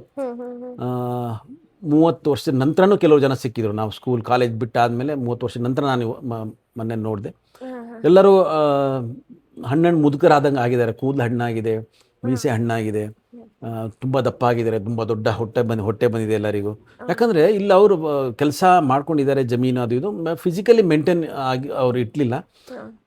ಏನೋ ಒಂಥರ ಅನುಭವ ಅವ್ರು ನೋಡಿದ್ರೆ ಕಂಪೇರ್ ಟು ಎಲ್ಲ ಸೇರಿ ನಾವು ಮಾತಾಡಿದ್ವಿ. ಹೇಗಿತ್ತು ಮೊದಲು ನಾವು ಹೇಗಿದ್ವಿ, ಇವಾಗ ಹೇಗಿದ್ದೀವಿ ಅಂತ. ಯಾಕೆ ಎಲ್ಲರಿಗೂ ಮಕ್ಕಳು ದೊಡ್ಡಾಗಿದ್ದಾರೆ, ಎಲ್ಲರದು ಅವರೆಲ್ಲ ಕಾಲೇಜಿಗೆ ಹೋಗ್ತಿದ್ದಾರೆ. ಒಂದು ಹೊಸ ಅನುಭವ. ಯಾಕಂದರೆ ಗೆಳೆತನ ಅನ್ನೋದಿದೆಯಲ್ಲ, ಅದು ಒಂದು ಸಹೋದರತ್ವಕ್ಕಿಂತನೂ ಮಿಗಿಲಾದ ಒಂದು ಅನುಭವ ಕೊಡುತ್ತೆ. ಯಾಕಂದರೆ ನನಗೆ ಅಣ್ಣ ತಮ್ಮ ಬೇರೆ ಯಾರೂ ಇಲ್ಲ, ಎಲ್ಲ ಫ್ರೆಂಡ್ಸೇ ಅಣ್ಣ ತಮ್ಮಂದಿರು. ಒಳ್ಳೆ ಸಂಬಂಧ ಇದೆ ನಮ್ಮ ನಡುವೆ. ತುಂಬ ಖುಷಿ ಆಗುತ್ತೆ ಅವ್ರ ಜೊತೆಗೆ ಇವಾಗ ಕಾಲ ಕಳೆಯೋಕ್ಕೆ. ಇನ್ಸ್ಟ್ರಕ್ಟರ್ ಆಗಿ ವರ್ಕ್ ಮಾಡ್ತಿರುವಾಗ ಅದು ಹೇಗಿತ್ತು ಸರ್? ಯಾವ ಥರ ಸ್ಟೂಡೆಂಟ್ಸಿಗೆಲ್ಲ ಯಾವ ಥರ ಇದು ಮಾಡ್ತಿದ್ರಿ ಅಂತ? ನಾನು ಮೊದಲೇ ನಿಮಗೆ ಹೇಳಿದ್ದೆ ಮೇಡಮ್, ನನಗೆ ಟೀಚರ್ ಆಗಬೇಕು ಅನ್ನೋ ಒಂದು ಆಸೆ ಇತ್ತು ಮೊದಲು, ಆರ್ಮಿಗೆ ಜಾಯ್ನ್ ಆಗಿದ್ದ ಮುಂಚೆ. ಟೀಚರ್ ಆಗೋಕ್ಕಾಗಿಲ್ಲ. ನಾನು ಆರ್ಮಿಗೆ ಜಾಯ್ನ್ ಆದೆ. ಆರ್ಮಿಲಿ ನಾನು 30 ವರ್ಷದಲ್ಲಿ 9 ವರ್ಷ ನಾನು ಆ್ಯಸ್ ಎ ಇನ್ಸ್ಟ್ರಕ್ಟರ್ ಕೆಲಸ ಮಾಡಿದ್ದೀನಿ, ಅಂದರೆ ಟ್ರೈನರ್ ಆಗಿ. ಅದೊಂದು ಅನುಭವನೇ ಬೇರೆ. ಟ್ರೈನರ್ ಆಗಿ ಕೆಲಸ ಮಾಡೋ ಅನುಭವ ಬೇರೆ ಆಗಿರುತ್ತೆ. ಯಾಕಂದರೆ ಒಬ್ಬ ಅನ್ನೋನ್ ಕೆಡೆಟ್, ಏನೂ ಗೊತ್ತಿಲ್ಲದ ಒಂದು ಕೆಡೆಟ್ಟಿಗೆ ಆರ್ಮಿಗೆ ಬೇಕಾಗುವಂತೆ ಹೊಂದಾಣಿಕೆಯಾಗಿ ಅವನಿಗೆ ಟ್ರೈನ್ ಮಾಡೋದಿದೆಯಲ್ಲ ಅದು ತುಂಬ ಕಷ್ಟದ ಕೆಲಸ. ಯಾಕಂದರೆ ಮಕ್ಕಳಿಗೆ ನೀವು ಪಾಠ ಹೇಳಿ ಹೋಮ್ವರ್ಕ್ ಕೊಡ್ಬೋದು, ಬಟ್ ಅವ್ರನ್ನ ಯಾವುದಾದ್ರು ಒಂದು ಸಿಚುವೇಶನಲ್ಲಿ ಇಡಬೇಕಂದ್ರೆ ಸ್ವಲ್ಪ ಕಷ್ಟ ಆಗುತ್ತೆ. ಸೊ ಯಾವ ಥರ ಸಿಚುವೇಶನ್ ಕೊಟ್ಟು ಅವರಿಗೆ ಈ ಥರ ಸಿಚುವೇಶನಿಗೆ ಮುಂಬರುವ ಸಿಚುವೇಶನಿಗೆ ಅವ್ರನ್ನ ತಯಾರಿ ಮಾಡೋದಿದೆಯಲ್ಲ ಅದು ಸ್ವಲ್ಪ ಕಷ್ಟದ ಕೆಲಸ ಆಗುತ್ತೆ. ಯಾಕಂದರೆ ಅಲ್ಲಿ ನೀವು ಅವ್ರನ್ನ ಮೆಂಟಲಿಯಾಗಿ ವರ್ಕ್ ಮಾಡಬೇಕು, ಫಿಸಿಕಲಿಯಾಗಿನೂ ವರ್ಕ್ ಮಾಡಬೇಕು, ಅದರಲ್ಲೂ ಇಂಪ್ರೂವ್ಮೆಂಟ್ ಮಾಡಬೇಕು. ಎಲ್ಲ ಥರದಲ್ಲೂ ನೋಡಿಕೊಂಡು ಒಬ್ಬ ಕೆಡೆಟನ್ನು ಸೋಲ್ಜರಾಗಿ ಮಾಡೋದು, ಒಬ್ಬ ಬಾಯ್ನ ಜೆಂಟಲ್ಮೆನ್ ಆಗಿ ಮಾಡೋ ಕೆಲಸ ಇದೆಯಲ್ಲ, ಇದು ಭಾರಿ ಕಷ್ಟದ ಕೆಲಸ. ಇದರಲ್ಲಿ ಅವರು ಆ್ಯಸ್ ಎ ಟ್ರೈನರ್ ಭಾರಿ ಎಫೆಕ್ಟ್ ಹಾಕಬೇಕಾಗತ್ತೆ. ಯಾಕಂದರೆ ಟ್ರೈನಿಂಗ್ ಮಾಡೋಕ್ಕೆ ಬಂದಿರೋರು ಅಷ್ಟು ಎಫೆಕ್ಟ್ ಹಾಕಲ್ಲ ಇದರಲ್ಲಿ. ಯಾಕಂದರೆ ಅವರು ಬೆಳಗ್ಗೆಯಿಂದ ಸಂಜೆ ಟೈಮ್ ತೆಗಿತಾರೆ, ಬಟ್ ನಮಗೆ ಆ ಟೈಮಲ್ಲಿ ಅವ್ರನ್ನ ಔಟ್ಪುಟ್ ತೆಗಿಬೇಕಾಗತ್ತೆ. ಸೊ ಸ್ಟೂಡೆಂಟ್ಗಿಂತ ಜಾಸ್ತಿ ಎಫರ್ಟಲ್ಲಿ ಟೀಚರ್ಗೆ ಹಾಕಬೇಕು, ಇನ್ಸ್ಟ್ರಕ್ಟ್ರಿಗೆ ಹಾಕಬೇಕಾಗತ್ತೆ. ಸೊ ಅದೊಂದು ಲೈಫ್ ಭಾರಿ ಕಷ್ಟಕರ. ಆದರೂ ನನ್ನ ಭಾಗ್ಯ, ನನಗೆ ಆ ಅವಕಾಶ ಸಿಕ್ತು ಆರ್ಮಿಲಿ ಜನರನ್ನು, ಹುಡುಗರನ್ನ ಟ್ರೈನ್ ಮಾಡೋ ಅವಕಾಶ. ನನಗೂ ಮಾಡಿರೋ ಕೆಲಸದಲ್ಲಿ ತುಂಬ ಹೆಮ್ಮೆ ಇದೆ. ನಾನು ಸುಮಾರು ಬ್ಯಾಚನ್ನ ಟ್ರೈನ್ ಮಾಡಿದ್ದೀನಿ ಅಂತ. ಸುಮಾರು ಜನ ಹುಡುಗರು ನಮ್ಮ ಕೈಯಿಂದ ಟ್ರೈನ್ ಆದವರು ಇವಾಗ ಆರ್ಮಿಲಿ ಕೆಲಸ ಮಾಡ್ತಾಯಿದ್ದಾರೆ. ಮುಂದೊಂದು ದಿನ ಅವರೆಲ್ಲ ನಮ್ಮ ಗ್ರೂಪಲ್ಲಿ ಟಚ್ಚಲ್ಲಿ ಇರ್ತಾರೆ. ಏನೇ ಅವ್ರಿಗೆ ಏನಾದ್ರು ಪ್ರಾಬ್ಲಮ್ ಇದ್ದರೆ ಒಂದು ಸೊಲ್ಯೂಷನ್ನಿಗಾಗಿ ಯಾವಾಗ ಮೆಸೇಜ್ ಮಾಡ್ತಾ ಇರ್ತಾರೆ, ಕಾಲ್ ಮಾಡ್ತಾ ಇರ್ತಾರೆ. ಅದೊಂದು ಒಳ್ಳೆ ಬಾಂಧವ್ಯ ಅಂತ ನನಗೆ ಅನ್ಸುತ್ತೆ. ಓಕೆ ಸರ್, ಆರ್ಮಿ ಶೆಡ್ಯೂಲ್ ಹೇಗಿರುತ್ತೆ ಸರ್ ನಿಮ್ಮದು ಅಂತ? ಆರ್ಮಿ ಶೆಡ್ಯೂಲ್ ಒಂದು ಫಿಕ್ಸ್ ಶೆಡ್ಯೂಲ್ ಇರುತ್ತೆ ಮೇಡಮ್. ನಮ್ಮದೇ ದಿನನಿತ್ಯದು ನಮ್ಮದೊಂದು ಪ್ರೋಗ್ರಾಮ್ ಪೇಪರಲ್ಲಿ ಬರುತ್ತೆ. ಯಾಕಂದರೆ ನೀವು ಬೆಳಗ್ಗೆ ಎಷ್ಟು ಗಂಟೆಗೆ ಏಳಬೇಕು, ಬೆಳಗ್ಗೆ ಫಸ್ಟ್ ಫಿಸಿಕಲ್ ವರ್ಕ್ ಎಷ್ಟು ಗಂಟೆ ಇರುತ್ತೆ, ಆಮೇಲೆ ಸೆಕೆಂಡ್ 8:30 ಯಾವ ಥರ ನಿಮ್ಮದು ಯಾವ ಟ್ರೈನಿಂಗ್ ಇರುತ್ತೆ, ಯಾವ ಪರ್ಟಿಕ್ಯುಲರ್ ಸಬ್ಜೆಕ್ಟ್ ಮೇಲೆ ನಿಮ್ಮ ಟ್ರೈನಿಂಗ್ ಇರುತ್ತೆ, ಎಲ್ಲದು ಪೇಪರಲ್ಲೇ ಒಂದು ವಾರಕ್ಕಿಂತ ಮುಂಚೆನೇ ವೀಕ್ಲಿ ಪ್ರೋಗ್ರಾಮ್ ಇರುತ್ತೆ. ಈವನ್ ನಿಮ್ಮ ಮೆಸ್ಸಲ್ಲಿ, ಅಂದರೆ ನಾವು ಊಟ ಎಲ್ಲಿ ಹೋಗಿ ಮಾಡ್ತೀವಿ ಅಲ್ಲೂ ನಮಗೆ ಒಂದು ವಾರಕ್ಕಿಂತ ಮುಂಚೆನೇ ಗೊತ್ತಿರುತ್ತೆ ಈ ಸೋಮವಾರ ದಿನ ಬೆಳಗ್ಗೆ ಬ್ರೇಕ್ಫಾಸ್ಟಲ್ಲಿ ಏನಿದೆ ಅಂತ, ಮಂಗಳವಾರ ದಿನ ಮಧ್ಯಾಹ್ನ ಊಟದಲ್ಲಿ ಏನಿರುತ್ತೆ ಅಂತ ಮೊದಲೇ ಗೊತ್ತಿರುತ್ತೆ. ಯಾಕಂದರೆ ಇದೆಲ್ಲ ಆನ್ ಪೇಪರ್ ನಡೆಯುತ್ತೆ, ಮೊದಲೇ ಎಲ್ಲ ಪ್ರಾಪರ್ ಶೆಡ್ಯೂಲ್ ಆಗಿರುತ್ತೆ. ಸೊ ನಿಮ್ಮ ರೆಸ್ಟ್ ಟೈಮು, ನಿಮ್ಮ ಸ್ಟಡಿ ಅವರ್, ನಿಮ್ಮ ಆಫೀಸ್ ವರ್ಕ್, ನಿಮ್ಮ ಗ್ರೌಂಡ್ ವರ್ಕ್ ಎಲ್ಲದೂ ಒಂದು ಪ್ರೋಗ್ರಾಮ್ ಸೆಟ್ ಇರುತ್ತೆ ಮೇಡಮ್. ಇಲ್ಲಿ ಮೈನಸ್ ಆಗೋಕ್ಕೆ ಆಗೋದೇ ಇಲ್ಲ. ಯಾಕಂದರೆ ಆಲ್ರೆಡಿ ಈ ಪ್ರೋಗ್ರಾಮನ್ನು ಮೊದಲೇ ಪ್ಲ್ಯಾನ್ ಮಾಡಿರ್ತಾರೆ. ಅದು ನಾರ್ಮಲ್ ರುಟೀನಲ್ಲೇ ಆಗಿರಲಿ, ಆಪ್ರೇಷನ್ ರುಟೀನ್ ಯಾವುದೇ ಇದರಲ್ಲಿ ಸಂದರ್ಭದಲ್ಲೇ ಆಗಿರಲಿ, ಮೊದಲಿಂದನೇ ಪ್ಲ್ಯಾನ್ ಆಗಿರುತ್ತೆ ಅದು. ಆರ್ಮಿಲಿ ಬರೀ ಮತ್ತೆ ಟ್ರೈನಿಂಗು, ವಾರು, ಆಪ್ರೇಷನ್ ಅಂತಲೇ ಇರಲ್ಲ. ಆರ್ಮಿಲಿ ಮತ್ತು ಅಡ್ಮಿನಿಸ್ಟ್ರೇಷನ್ ವರ್ಕು ನಡೆಯುತ್ತೆ. ಯಾವುದೇ ಒಂದು ಡಿಪಾರ್ಟ್ಮೆಂಟಿಗೆ ಹೋದರೆ ವಿತೌಟ್ ಅಡ್ಮಿನಿಸ್ಟ್ರೇಷನ್ ವರ್ಕ್ ಆಗಲ್ಲ. ವರ್ಕಲ್ಲಿ ನಿಮಗೆ ಸಫಲತೆ ಬೇಕು ಅಂದರೆ ನೀವು ಅಡ್ಮಿನಿಸ್ಟ್ರೇಷನ್ ಅಷ್ಟೇ ಸ್ಟ್ರಾಂಗ್ ಆಗಿರಬೇಕು. ಸೊ ನಿಮಗೆ ಅಡ್ಮಿನಿಸ್ಟ್ರೇಷನ್ ವರ್ಕು ಇರುತ್ತೆ ಮತ್ತು ಟ್ರೈನಿಂಗ್ ವರ್ಕು ಇರುತ್ತೆ. ಎರಡು ಅಡ್ಮಿನಿಸ್ಟ್ರೇಷನ್. ಆಪ್ರೇಷನ್ ಸಕ್ಸಸ್ ಸಿಗಬೇಕಂದ್ರೆ ಅಡ್ಮಿನಿಸ್ಟ್ರೇಷನ್ ವರ್ಕ್ ಚೆನ್ನಾಗಿರಬೇಕು. ಈಗ ಎರಡು ಯಾವಾಗ ಜೊತೆಗೂಡಿ ಮುಂದೋಗುತ್ತಲ್ಲ ಆವಾಗ ಸಕ್ಸಸ್ ಸಿಗುತ್ತೆ. ಸೊ ಇದೆಲ್ಲ ಮೊದಲೇ ಪ್ಲ್ಯಾನ್ ಆಗಿ ಒಂದು ಶೆಡ್ಯೂಲ್ ಆನ್ ಪೇಪರಲ್ಲಿರುತ್ತೆ. ಓಕೆ ಸರ್, ಇಂದಿನ ಯುವ ಜನತೆಗೆ ದೇಶ ಪ್ರೇಮದ ಬಗ್ಗೆ, ಮೌಲ್ಯದ ಬಗ್ಗೆ ಎಲ್ಲ ಏನು ಹೇಳ್ತೀರಾ ಅಂತ ನೀವು? ನೋಡಿ, ನನಗೊಂದು ನಮ್ಮೂರ ಎಕ್ಸ್ಪ್ರೆಸ್ ಮಾಧ್ಯಮದಿಂದ ನಮ್ಮ ಜನತೆಗೆ ಒಂದು ಮೌಲ್ಯಗಳ ಬಗ್ಗೆ ಹೇಳೋ ಅವಕಾಶ ಸಿಕ್ಕಿದೆ. ಇದಕ್ಕಾಗಿ ನಾನು ಅವರಿಗೆ ತುಂಬ ಧನ್ಯವಾದ ಹೇಳ್ತೀನಿ. ನನ್ನ ಪ್ರಕಾರ ಈಗಿನ ಕಾಲದಲ್ಲಿ ನಾವು ಆರ್ಮಿಲಿ ಏನು ಫಸ್ಟು ಡಿಸಿಪ್ಲಿನ್ ಕಲಿತೀವಿ. ಡಿಸಿಪ್ಲಿನ್ ಅಂದರೆ ಅನುಶಾಸನ, ಅಂದರೆ ಆದೇಶವನ್ನು ಪಾಲನೆ ಮಾಡೋದು, ಇಲ್ಲ ರೂಲ್ಸ್ ರೆಗ್ಯುಲೇಷನ್ ಪಾಲನೆ ಮಾಡೋದು ಅಂತ. ಅದು ಆರ್ಮಿಲಿ. ಬಟ್ ಇಲ್ಲಿ ಬಂದರೆ ಅನುಶಾಸನ ಅಂದರೆ ನಾವು ತಂದೆ ತಾಯಿ ಮಾತನ್ನು ಕೇಳಬೇಕು, ಹಿರಿಯರನ್ನು ಗೌರವಿಸಬೇಕು. ಮಕ್ಕಳು, ಈಗಿನ ಮಕ್ಕಳಲ್ಲಿ ಸ್ವಲ್ಪ ಕೊರತೆ ಇದೆ ಅದೆಲ್ಲ. ಕ್ಲಾಸಲ್ಲಿ ಹೈಸ್ಕೂಲ್ ಆಗಿರ್ಬೋದು, ಕಾಲೇಜ್ ಆಗಿರ್ಬೋದು, ನಮ್ಮ ಲೆಕ್ಚರ್ ಆಗಿರ್ಬೋದು, ಟೀಚರ್ ಆಗಿರ್ಬೋದು, ಅವ್ರಿಗೆ ರೆಸ್ಪೆಕ್ಟ್ ಕೊಡಬೇಕು. ನಾವು ಓದೋ ಬುಕ್ಸ್, ಯಾವ ಸಬ್ಜೆಕ್ಟ್ ನಾವು ಓದ್ತಾ ಇದ್ದೀವೋ ಆ ಬುಕ್ಸನ್ನ ಫಸ್ಟ್ ರೆಸ್ಪೆಕ್ಟ್ ಮಾಡಬೇಕು. ನಮಗೆ ಗೊತ್ತಿದ್ದಂಗೆ ನಾವು ಸ್ಕೂಲಿಗೆ ತಗೊಂಡೋಗ್ತಿದ್ದ ಬ್ಯಾಗ್ ಇತ್ತಲ್ಲ, ಆ ಬ್ಯಾಗನ್ನು ಯಾವಾಗ ನೆಲದಲ್ಲಿ ಇಡ್ತಿರಲಿಲ್ಲ ನಾವು. ಆ ಬ್ಯಾಗನ್ನು ಯಾವತ್ತೂ ಮೇಲೆ ಇರ್ತಿದ್ವಿ. ಯಾಕಂದರೆ ನಮಗೆ ಅದರ ಬಗ್ಗೆ ಅಷ್ಟು ಗೌರವ ಇತ್ತು, ಅದರಲ್ಲಿರೋ ಪುಸ್ತಕದ ಬಗ್ಗೆ. ಅದನ್ನೇ ಸರಸ್ವತಿ ಅಂತ ನಾವು ತಿಳ್ಕೊಂಡು ನಮಗೆ ಆ ಥರ ಟ್ರೈನಿಂಗ್ ಅವಾಗ ಆ ಥರ ಹೇಳ್ಕೊಡ್ತಿದ್ರು ಟೀಚರ್ಸ್ ಎಲ್ಲ. ಸೊ ಈಗಿನ ಜನ್ರೇಷನಲ್ಲಿ ಇದು ಸ್ವಲ್ಪ ಕಡಿಮೆ ಇದೆ. ಬಸ್ಸಲ್ಲಿ ನೀವು ಸ್ಟೂಡೆಂಟ್ ಟ್ರಾವೆಲ್ ಮಾಡ್ತಿರುವಾಗ ಬಸ್ ಸೀಟಲ್ಲಿ ನೀವು ಕೂತಿದ್ರೆ, ಯಾರು ಹುಡುಗ ಕಾಲೇಜ್ ಸ್ಟೂಡೆಂಟ್ ಕೂತಿದ್ರೆ, ಯಾರೋ ಒಂದು ಗರ್ಭಿಣಿ ಸ್ತ್ರೀ ಬಂದರೆ, ಇಲ್ಲ ವಯಸ್ಸಾದವ್ರು ಯಾರು ಬಂದರೆ ಎದ್ದು ನಿಂತು ಅವರಿಗೆ ಸೀಟ್ ಕೊಡಬೇಕು ಅನ್ನೋದು ಪರಿಜ್ಞಾನ ನಮ್ಮ ಈಗಿನ ಜನತೆಯಲ್ಲಿ ಸ್ವಲ್ಪ ಕಡಿಮೆ ಇದೆ. ಇದನ್ನೇ ನಾನು ಡಿಸಿಪ್ಲಿನ್ ಅಂತ ಹೇಳ್ತಿದ್ದು. ಆದರೆ ನೀವು ಒಳ್ಳೆ ಡಿಸಿಪ್ಲಿನ್ ಇರಬೇಕಂದ್ರೆ ನೀವು ಅವರಿಗೆ ಸೀಟ್ ಕೊಡಬೇಕಂದ್ರೆ ಹಿರಿಯರನ್ನು ಗೌರವಿಸಿ ಅಂತ. ಎರಡನೇದಾಗಿ ನಾನು ಹೇಳೋಕ್ಕೆ ಇಷ್ಟಪಡ್ತೀನಿ, ಇವಾಗ ಶಿಕ್ಷಣ, ಎಜುಕೇಷನ್ ಇಸ್ ಮೋಸ್ಟ್ ಇಂಪಾರ್ಟೆಂಟ್. ನೀವು ಯಾವುದೇ ಕ್ಷೇತ್ರದಲ್ಲಿ ಯಾವುದೇ ವೃತ್ತಿನ ಆರಿಸ್ಬೇಕಾದ್ರೂ ನಿಮಗೆ ಎಜುಕೇಷನ್ ಇರಲೇಬೇಕು. ಇವಾಗ ನಮಗೆ ಅನಿಸುತ್ತೆ ನಮ್ಮ ಮನೇಲಿ 40 ಕ್ವಿಂಟಲ್ ಅಡಿಕೆ ಆಗ್ತಿದೆ, 50 ಕ್ವಿಂಟಲ್ ಭತ್ತ ಆಗುತ್ತೆ ಅಂತ. ಇವಾಗ ಆಗ್ತಿದೆ, ಮುಂದೊಂದು ದಿನ ಇವಾಗ 50 ಕ್ವಿಂಟಲ್ ಆಗೋದು ಮುಂದೊಂದು ದಿನ 5 ಕ್ವಿಂಟಲಿಗೂ ಹೋಗ್ಬೋದು. ಯಾಕಂದರೆ ಬೆಳೆ ಯಾವಾಗಲೂ ಇಂಪ್ರೂವ್ ಆಗುತ್ತೆ ಅನ್ನೋದು ಹೇಳೋಕ್ಕಾಗಲ್ಲ. ನಮಗೆ ಒಳ್ಳೆ ಬಿಸ್ನೆಸ್ ಆಗ್ತಿದೆ, ಮಂತ್ಲಿ ನಮಗೆ 3 ಲಕ್ಷದ ಟರ್ನ್ ಓವರ್ ಇದೆ ಅಂತ ಹೇಳ್ಕೊಂಡು ನಮಗೇನು ಎಜುಕೇಷನ್ ಬೇಡ, ನಾವು ಬಿಸ್ನೆಸ್ಸೇ ಮಾಡ್ತೀವಿ, ಅದು ತಪ್ಪಾಗುತ್ತೆ. ಯಾಕಂದರೆ ಮುಂದೊಂದು ದಿನ ಇವತ್ತಿನ 3 ಲಕ್ಷದ ಟರ್ನ್ ಓವರ್ನ ಬಿಸ್ನೆಸ್ ಅದು 3,000ಕ್ಕೂ ಇಳಿಬೋದು. ಇದರಲ್ಲಿ ಏರುಪೇರು ಆಗ್ಬೋದು ಬಿಸ್ನೆಸ್ಸಲ್ಲೂ, ನಿಮ್ಮ ವ್ಯವಸಾಯ ವೃತ್ತಿಯಲ್ಲೂ. ಆದರೆ ನಿಮ್ಮ ಎಜುಕೇಷನ್ ನಿಮಗೆ ಎಷ್ಟಿರುತ್ತೋ ಅದು ಯಾವಾಗಲೂ ಬೆಲೆ ಕಳ್ಕೊಳ್ಳಲ್ಲ. ನೀವು ಎಜುಕೇಷನ್ ತಗೊಳ್ಳಿ.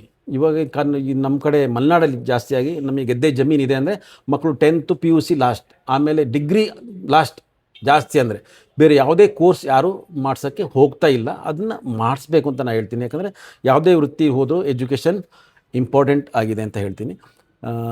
ಮತ್ತು ಯಾರು ಆರ್ಮಿಗೆ ಸೇರಬೇಕು ಅಂತ ಇಚ್ಛೆ ಇದ್ದವರಿಗೆ ನನ್ನ ಪ್ರಕಾರ ಹೇಳೋದಂದರೆ, ನೀವು ಆರ್ಮಿಗೆ ಯಾರೇ ಮನಸ್ಸಲ್ಲಿ ಇದೆ ನಾನು ಆರ್ಮಿಗೆ ಸೇರಬೇಕು ಅಂತ, ಇವಾಗಿನಿಂದನೇ ನೀವು ಫಿಸಿಕಲಿ, ಮೆಂಟಲಿ, ಮೆಡಿಕಲಿ ಇದರಿಂದ ನೀವು ಪ್ರಿಪೇರ್ ಆಗಿ ಆರ್ಮಿಗೆ ಸೇರಿ. ಆರ್ಮಿಯಲ್ಲಿ ನೀವು ಒಳ್ಳೆಯ ಜೀವನ ಇದೆ, ನಿಮ್ಮ ಕುಟುಂಬಕ್ಕೆ ಒಳ್ಳೆಯ ಜೀವನ ಇದೆ. ಯಾಕಂದರೆ ಆರ್ಮಿ ಅನ್ನೋದೊಂದು ಸಂಸ್ಥೆ ಅಲ್ಲ, ಆರ್ಮಿ ಅನ್ನೋದೊಂದು ಕುಟುಂಬ ಅನ್ನೋಕ್ಕೆ ಹೇಳೋದನ್ನು ಇಷ್ಟಪಡ್ತೀನಿ. ನೋಡಿದ್ರಲ್ಲ ವೀಕ್ಷಕರೇ, ಇದಿಷ್ಟು ಅಬೂಬಕ್ಕರ್ ಸರ್ ಅವರ ಮಾತಾಗಿತ್ತು. ನಿಜಕ್ಕೂ ಅವರ ಜೀವನ ಪಯಣವನ್ನ ಕೇಳಿದ್ರೆ ನಿಜಕ್ಕೂ ಶಾಕ್ ಅನ್ಸುತ್ತೆ. 2013ರಲ್ಲಿ ಅವರ ತಾಯಿಯನ್ನ ಕಳ್ಕೊಳ್ತಾರೆ, 2017ರಲ್ಲಿ ಅವರ ತಂದೆಯನ್ನ ಕಳ್ಕೊಳ್ತಾರೆ. ನಿಜಕ್ಕೂ ಇದು ದೇಶ ಪ್ರೇಮ ಅಂದ್ರೆ ಇದಲ್ವಾ? ನಿಜಕ್ಕೂ ತ್ಯಾಗ ಅಂದ್ರೆ ಇದಲ್ವಾ? ಹಾಗೆ ಇನ್ನೊಂದು ವಿಶೇಷ ಸಂದರ್ಶನ ಜೊತೆ ತಮ್ಮ ಮುಂದೆ ಬರ್ತೀನಿ. ನಮಸ್ಕಾರ. ನಮಸ್ತೆ.